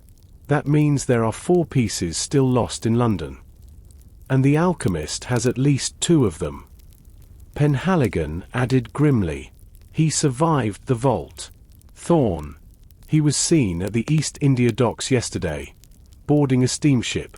But he wasn't leaving. He was collecting a shipment from a sister site in Cairo. Silas leaned on his scorched cane. His body screamed for sleep, for a warm bed and a glass of brandy that didn't taste like electricity. But he knew the look in Penhaligon's eyes. The case wasn't closing. It was expanding. Where do we go next? Silas asked. To the water. Penhaligon replied. The alchemist is building something at the docks. Something that doesn't need the prime meridian to function. He's going back to the source. The East India docks at midnight were a labyrinth of towering cranes, stacked crates, and the thick, oily scent of the Thames. Silas Thorne, accompanied by Arthur Penhaligon, moved through the shadows of Warehouse Row. The rain had returned, a fine mist that clung to the iron structures like a cold shroud. The alchemist isn't just hiding here. Penhaligon whispered, his eyes fixed on a massive steamship moored at Pier 19. The vessel was the Anubis, a rusted iron-hull freighter that looked out of place among the sleek merchant ships. He's transforming this entire pier into a conductor. Silas adjusted his grip on his scorched cane. His shoulder still ached, and his nerves were frayed from the events at Greenwich. You said he collected a shipment from Cairo. What could be more dangerous than the fragments we've already seen? The reliquary of Partar. Penhaligon replied, his voice barely audible over the lapping of the water. It is a housing unit designed specifically to focus the resonance of the stones. Without it, the fragments are wild, chaotic. With it, they become a beam, a precision instrument of transmutation. They reached the edge of a stack of timber. Ahead, a group of men in heavy canvas coats were unloading large, lead-lined crates from the Anubis. These weren't dock workers. They moved with a disciplined, military precision. Among them stood the alchemist. He was no longer wearing his surgeon's apron. He wore a heavy, reinforced suit lined with copper mesh, and his amber goggles were replaced by a visor of dark, smoked glass. He's wearing a Faraday suit. Silas noted. He's expecting a massive discharge. One of the crates was pried open. Inside sat a stone chest covered in hieroglyphs, humming with a familiar, low-frequency vibration. As the lid was lifted, a faint violet light spilled out, casting long, distorted shadows across the pier. He has 3 fragments in there. Penhaligon hissed. The resonance is already reaching critical levels. Suddenly, a loud echoed through the dock. One of the lead-lined crates had slipped from its hook, crashing onto the stone quay. The impact cracked the seal, and a surge of violet energy arced across the wet pavement, striking a nearby iron crane. The metal began to glow cherry-red instantly, the structure groaning as the molecular bonds were agitated by the frequency. The resonance is uncontrolled. Silas shouted, dropping his pretense of stealth. The alchemist turned, his visor reflecting the violet flare. He didn't look surprised. He raised a gloved hand, and the violet light from the stone chest seemed to bend toward him, focusing into a tight, shimmering sphere between his palms. Mr. Thorne. Always chasing the spark, never understanding the fire. The alchemist's voice projected through a mechanical resonator on his chest. The Greenwich failure was merely a calibration. Now, with the reliquary, I don't need the meridian.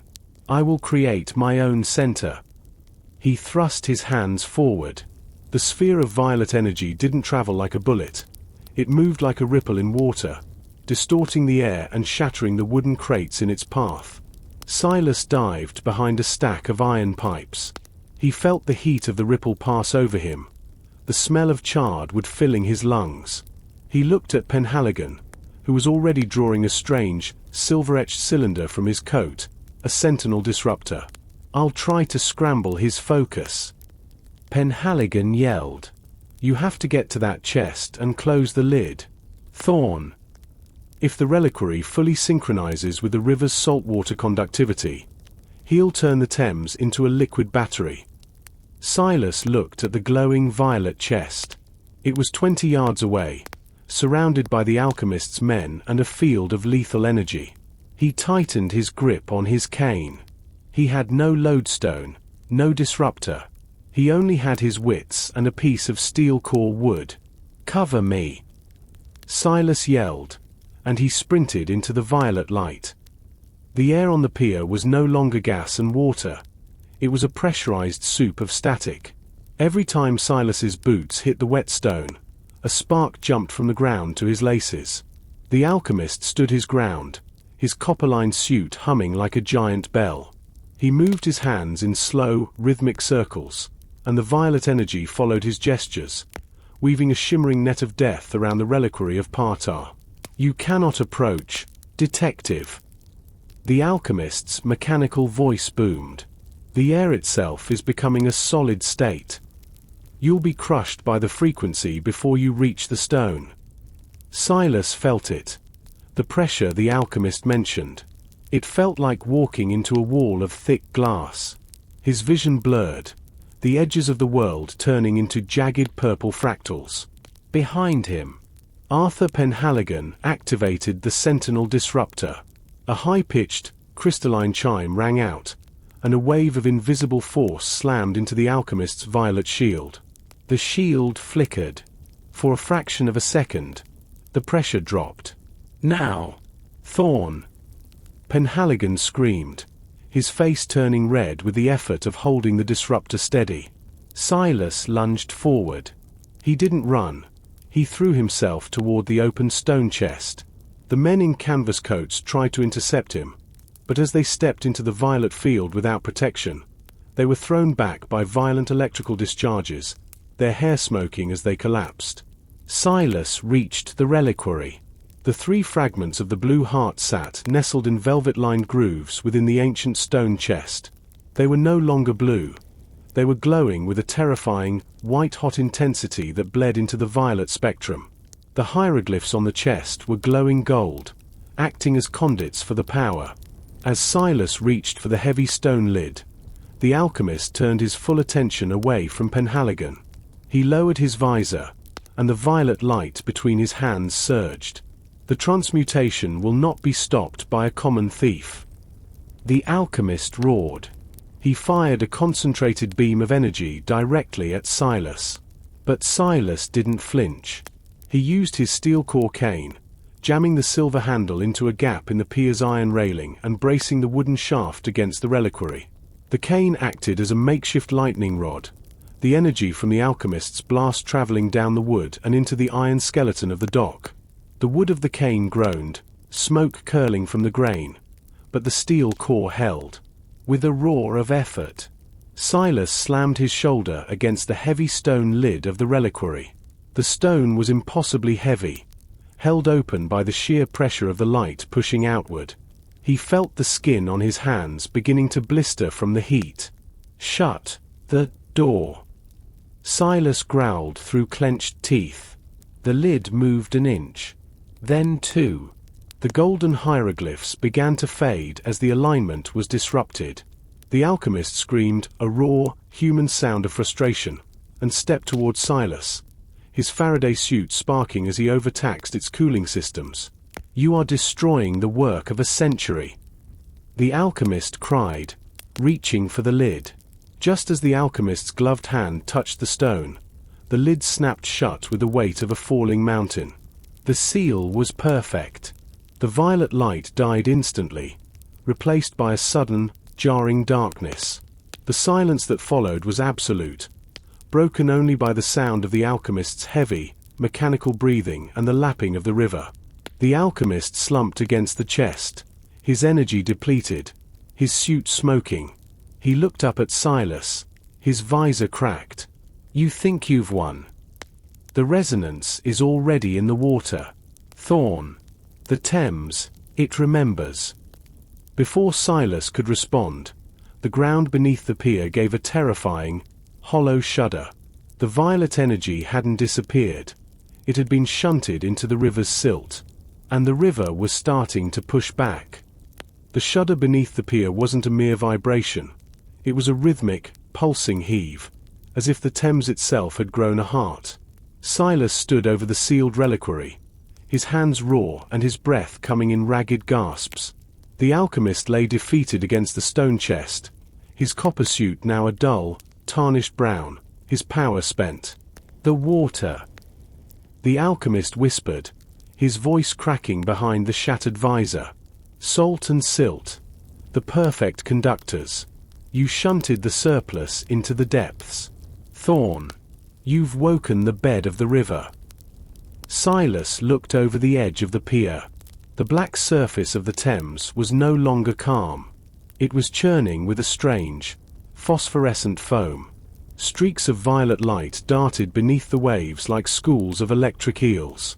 The energy Silas had shunted through his cane hadn't dissipated. It had been absorbed by the thick, mineral-heavy mud of the riverbank. "Penhaligon!"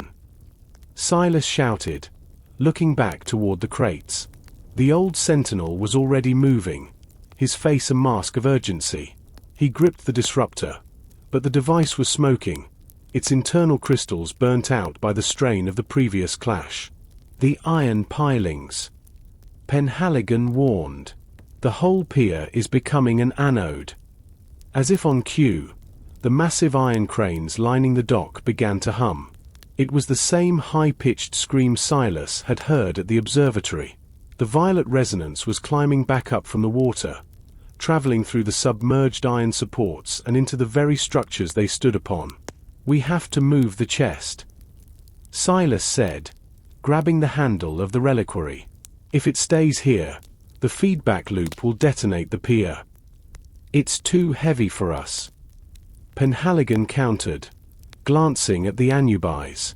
The ship was also beginning to glow, its rusted hull vibrating with such intensity that the rivets were starting to pop. "We have to sink it deep into the channel, where the pressure can contain the discharge." Silas looked at the alchemist. "Is that what you wanted?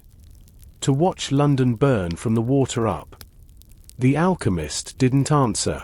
He simply stared at his hands, his mind seemingly shattered along with his machine. Silas turned back to the reliquary. He saw a cargo net hanging from a nearby crane, a crane that was already sparking with violet fire. "The net, Penhaligon. If we can get it into the net and trigger the release, the weight will take it to the bottom." They worked with a frantic, desperate speed. Silas used his scorched cane to hook the heavy hemp netting, dragging it over the stone chest. Penhaligon helped him heave the reliquary onto the cords. The stone felt hot through the netting, the three fragments inside fighting against their confinement. Suddenly, a bolt of violet lightning leaped from the water, striking the crane's pulley. The winch began to turn on its own, its gears screaming as they were forced by the magnetic surge. The net, with the reliquary inside, began to rise. "It's going the wrong way," Silas yelled.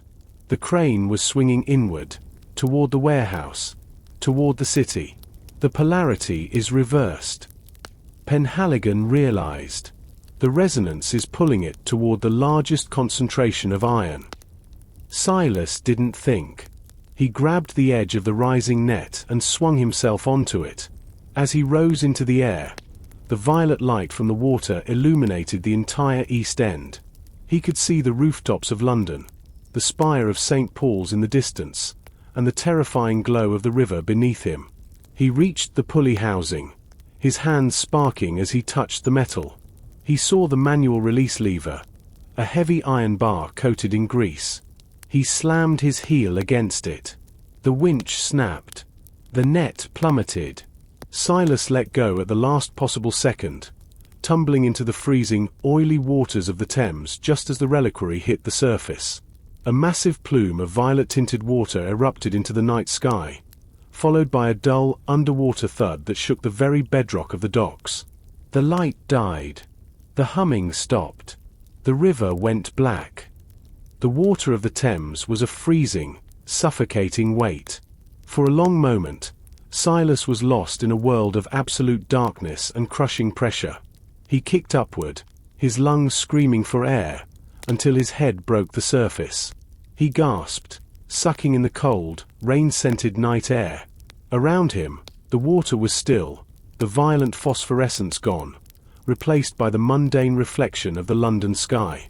He swam toward the wooden pilings of Pier 19, his movements heavy and sluggish. His clothes were waterlogged, and his scorched cane, somehow still gripped in his hand, felt like a lead pipe. As he hauled himself onto the lower rungs of a maintenance ladder, he saw Arthur Penhaligon standing at the edge of the quay, silhouetted by the flickering light of a single, surviving gas lamp. "Thorne!" Penhaligon called out, reaching down to help him up. Silas collapsed onto the stone, shivering violently. He looked back at the river. A few bubbles still broke the surface where the reliquary had gone down, but the violet light was extinguished. The chest. Silas managed to ask between chattering teeth. "Gone to the silt," Penhaligon said, his voice grim. "The pressure of the deep channel and the grounding of the riverbed have neutralized the resonance. For now, the 3 fragments are buried under 40 feet of mud and iron-rich clay. They are as silent as the stones of the tower." Silas looked around the pier. The alchemist's men had fled into the fog, leaving behind their crates and their wounded. But the alchemist himself was no longer leaning against the crates. The spot where he had slumped was empty, save for a few charred scraps of copper mesh and a puddle of dark water. "He's gone," Silas said, standing up on shaky legs. "He is a shadow, Silas. Shadows are hard to catch when the light goes out." Penhaligon replied. He looked at the Anubis. The ship was listing heavily to one side, its hull groaning as it took on water through the popped rivets. But he has lost his prize. Without the reliquary and those 3 fragments, his grand design is in ruins. Silas reached into his pocket and pulled out his pocket watch. The glass was cracked, and the hands were frozen at 1:14 a.m. The magnetic pulse had killed the mechanism. He looked at the river again. He knew the count. 3 in the river. Silas said, his detective's mind tallying the score. 1 consumed at the observatory. That's 4. We started with 7 fragments after the blue star was shattered. There are still 3 missing. And the widow has them. A new voice spoke from the darkness behind them. Elena stepped into the light. She looked different than she had at the vault or the theatre. She was wearing a practical leather duster and high boots, her hair tied back. She held a small, glowing device, a compass that was spinning slowly, aimlessly. "I've been tracking the signal from the East End," Elena said, her eyes meeting Silas's. "She didn't go to the docks. She went to the Black Tower, the old fortification near the outskirts of the city. She's not trying to use the city's infrastructure anymore. She's building her own." "The Black Tower?" Penhaligon asked, his brow furrowing. "That's an old sentinel outpost. It's been abandoned since the Napoleonic Wars." "It's not abandoned anymore," Elena said. "She has the remaining 3 pieces, and she's figured out how to braid their frequencies. She doesn't need a reliquary. She's using the tower's height to broadcast a signal across the entire valley. Silas looked at his scorched cane. He was exhausted, wet, and injured, but he knew that if the widow succeeded in braiding the final stones, the resonance wouldn't just be a pulse, it would be a permanent shift in the air of London. Then we have one last climb, Silas said, his voice hardening. The black tower stood like a jagged obsidian splinter against the pre-dawn sky. Located on a desolate rise overlooking the marshlands of the lower Thames, it was a relic of an era when London feared invasion from the sea. Its stone was soot-stained and weathered. But as Silas, Penhaligon, and Elena approached, they saw the windows were no longer dark. A rhythmic, pulsing sapphire light throbbed from the very top, casting long, rhythmic shadows across the tall grass. The resonance is different here, Silas noted, his voice low. He could feel it in the marrow of his bones, a steady, vibrating hum that felt less like a machine and more like a song. It isn't fighting the air. It's harmonizing with it. She's braiding them, Elena whispered, checking the cylinder of her own small pistol. She told me once that the stones were like voices. If you get enough of them to sing the same note, they can change the physical properties of anything they touch. The base of the tower was guarded not by men, but by the resonance itself. A shimmering veil of blue mist hung around the entrance. As they drew closer, Silas saw a discarded iron gate nearby. The metal had been warped into strange, organic curves, as if the iron had turned to wax before freezing again. The molecular structure is being rewritten, Penhaligon warned, holding up a new, albeit smaller, stability field generator. Stay within the radius of this light, or your very blood might start to crystallize. They entered the tower. The interior was a hollow chimney of stone, with a rusted iron staircase winding upward around the inner walls. The air was freezing, yet the stone walls felt warm to the touch.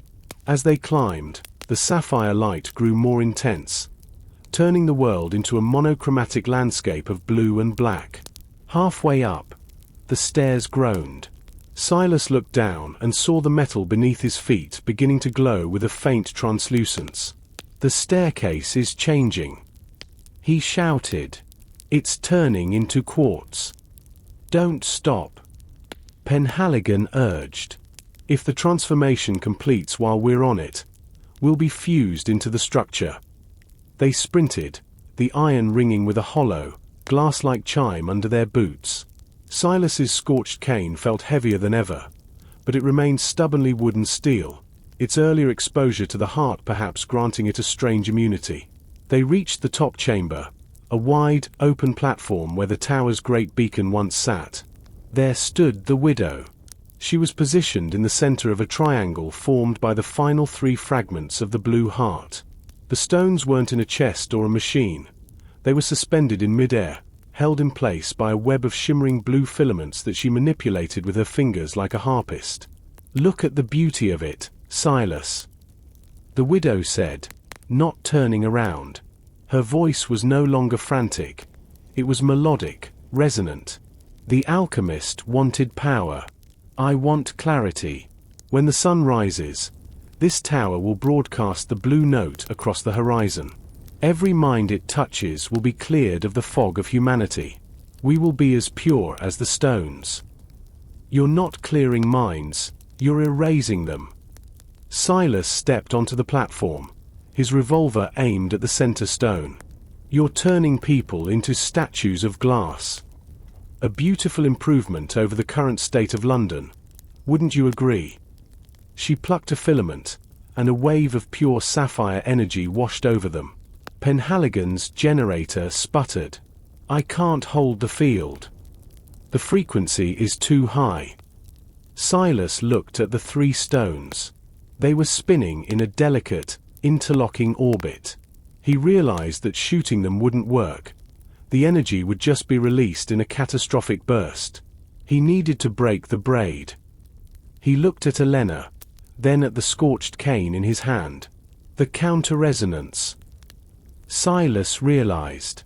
The cane still has the charge from the river. The air on the tower's summit was no longer a gas. It felt like a liquid, thick and vibrating with a pitch that made Silas's ears bleed. The widow stood at the center of the shimmering triangle, her hands weaving through the blue filaments as if she was stitching the sky itself. The three fragments of the blue heart spun with such velocity they appeared as a single, blurring halo of sapphire fire. The sun is touching the horizon, Silas. The widow cried, her eyes glowing with a reflected, inhuman light. The first ray of natural light will act as the bridge. The blue note will become permanent. Silas felt his knees buckle.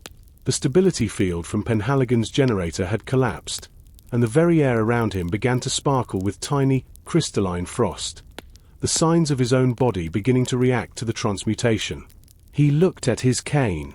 The wood was blackened, but the silver handle still hummed with the residual magnetic ghost of the Thames discharge. "Elena! Penhaligon! Get back to the stairs!" Silas roared, his voice sounding like it was coming from underwater. "What are you doing, Thorne?" Penhaligon gasped, clutching the stone wall as his legs turned numb. "I'm going to ground the choir." Silas didn't run. He lunged. He used the last of his strength to thrust the scorched cane directly into the center of the spinning halo. He wasn't trying to break the stones. He was trying to introduce a foreign frequency. The cane, saturated with the salt-heavy, chaotic energy of the river silt, was the ultimate discord. The moment the silver handle touched the blue filaments, the song of the tower turned into a violent, discordant shriek. The reaction was like a physical blow. A wave of white and blue energy erupted from the point of contact. Silas felt the cane shatter in his hands, the wood disintegrating into splinters of light. The braid didn't just snap. It unraveled with a force that sent the three fragments of the blue heart flying in opposite directions. One fragment struck the stone parapet, sparking and going dark instantly. The second sailed over the edge of the tower, a falling star that vanished into the marshes below. The third, the smallest and brightest, shot straight upward, caught in the very first ray of the rising sun. For a heartbeat, the sun itself seemed to turn a pale, haunting blue, and then the fragment simply evaporated. The widow let out a cry of pure, melodic grief. Without the stones to anchor her, the energy she had channeled through her own body became a vacuum. She didn't fall, she seemed to fade, her form becoming as translucent as the sapphire mist before collapsing into a heap of shimmering silver thread. The tower groaned. The transformation of the stone and iron began to reverse. The quartz-like translucence of the floor turned back into grey, solid granite. The humming stopped, replaced by the mundane, beautiful sound of the morning wind and the distant cry of a marsh bird. Silas lay on the cold stone, his hands empty and his breath coming in shallow gasps. He looked at his palms. They were singed and grey, but they were still flesh and bone. "Is everyone alive?" He managed to whisper. Penhaligon sat up slowly, rubbing his legs. "We are ourselves again, Silas. The note has been silenced." Elena walked to the edge of the tower, looking out at the rising sun. The world looked the same as it had yesterday, yet Silas knew it was different. The inner light was no longer a single, concentrated power. It was scattered, in the air, in the mud of the Thames, and in the memories of a few broken people. "The fragments," Elena said, her voice quiet. "They're gone, aren't they?" "Scattered," Penhaligon replied, his eyes fixed on the horizon. "Some are buried, some are dust. The blue heart is no longer a stone. It's a part of the city now." Silas stood up, leaning on the stone wall where his cane should have been. He felt a strange lightness in his chest. The hunt was over, but he knew that a detective's work in London was never truly finished. The shadows would return, but for now, the dawn was enough. 1 week after the silence of the Black Tower, London had returned to its usual, soot-stained rhythm. The Great Blue Lightning Strike, as the newspapers called it, had become a curious footnote in the city's history, a tale told by sailors and dockworkers to explain why their compasses had briefly spun in circles. Silas Thorne sat in his office, his feet propped up on his desk. His shoulder still ached in the rain, and his hands were wrapped in clean white bandages. On his desk sat a new cane, a simple, sturdy oak with a brass head, functional, but devoid of the history and ghosts of his old steel core companion. A knock at the door signaled a visitor. It wasn't the rhythmic tap of Penhaligon or the light step of Elena. It was heavy and hesitant. Julian Pemberton entered. He looked older, his face thinner, but his eyes were clear. He wasn't the trembling gambler Silas had met weeks ago. "Mr. Thorne," Julian said, nodding respectfully. "I leave for the countryside this afternoon. My father, he wanted me to bring you this." He placed a small wooden box on the desk. Inside was a leather pouch and a letter. Silas opened the pouch. It contained a small, unpolished piece of blue glass, a shard of the original Blue Star shell that had been salvaged from the warehouse. "He says you should keep it," Julian said, "as a reminder that not all glass is cheap, and not all diamonds are forever." "Thank you, Julian," Silas replied, closing the box. "And how is your father?" "He's well. He's decided to donate the remaining pieces of the shell to the British Museum. He says the family has held onto secrets long enough. It's time they became history instead of burdens." After Julian left, Silas stood by the window. The fog was rolling in again, a familiar grey blanket that softened the edges of the buildings. He thought of the fragments, 3 in the river mud, 1 in the sky, 1 shattered on the tower, and the others scattered like dust. The blue heart was gone, but its resonance remained in the very air of the city. Another visitor arrived as the lamps were being lit. Arthur Penhaligon stood in the doorway, his silver star glinting in the dim light. He looked at Silas's new cane and smiled. "A fine piece of wood, Thorne, but it lacks a certain conductivity." "I think I've had enough conductivity for one lifetime, Penhaligon," Silas said, offering the old man a chair. "What news of the alchemist?" "He has vanished. Some say he fled to the continent. Others believe he was consumed by the feedback at the docks. But his network is broken. And the widow? The Order found only her silver gown. She has become part of the legend now." Penhaligon leaned forward, his expression becoming serious. "The Sentinels are changing, Silas. We realized that we cannot simply hide the world's inner lights. We need people like you, those who walk the line between the mundane and the extraordinary, to keep watch." "I'm a detective, Penhaligon, not a guardian of ancient stones." "Perhaps," the old man said, standing up. "But should you ever find a case that defies logic, a light where there should be darkness, or a hum in the silence, you know where to find us." As Penhaligon walked out, Silas picked up the shard of blue glass from the Pemberton box. He held it up to the light of the gas lamp. It didn't glow. It didn't pulse. It was just glass. But for a fleeting second, Silas thought he saw a spark of sapphire deep within its core. He tucked the shard into his pocket, grabbed his new oak cane, and blew out the lamp. The mystery of the Blue Star was solved. But London was a city of 10 million stories, and the night was just beginning.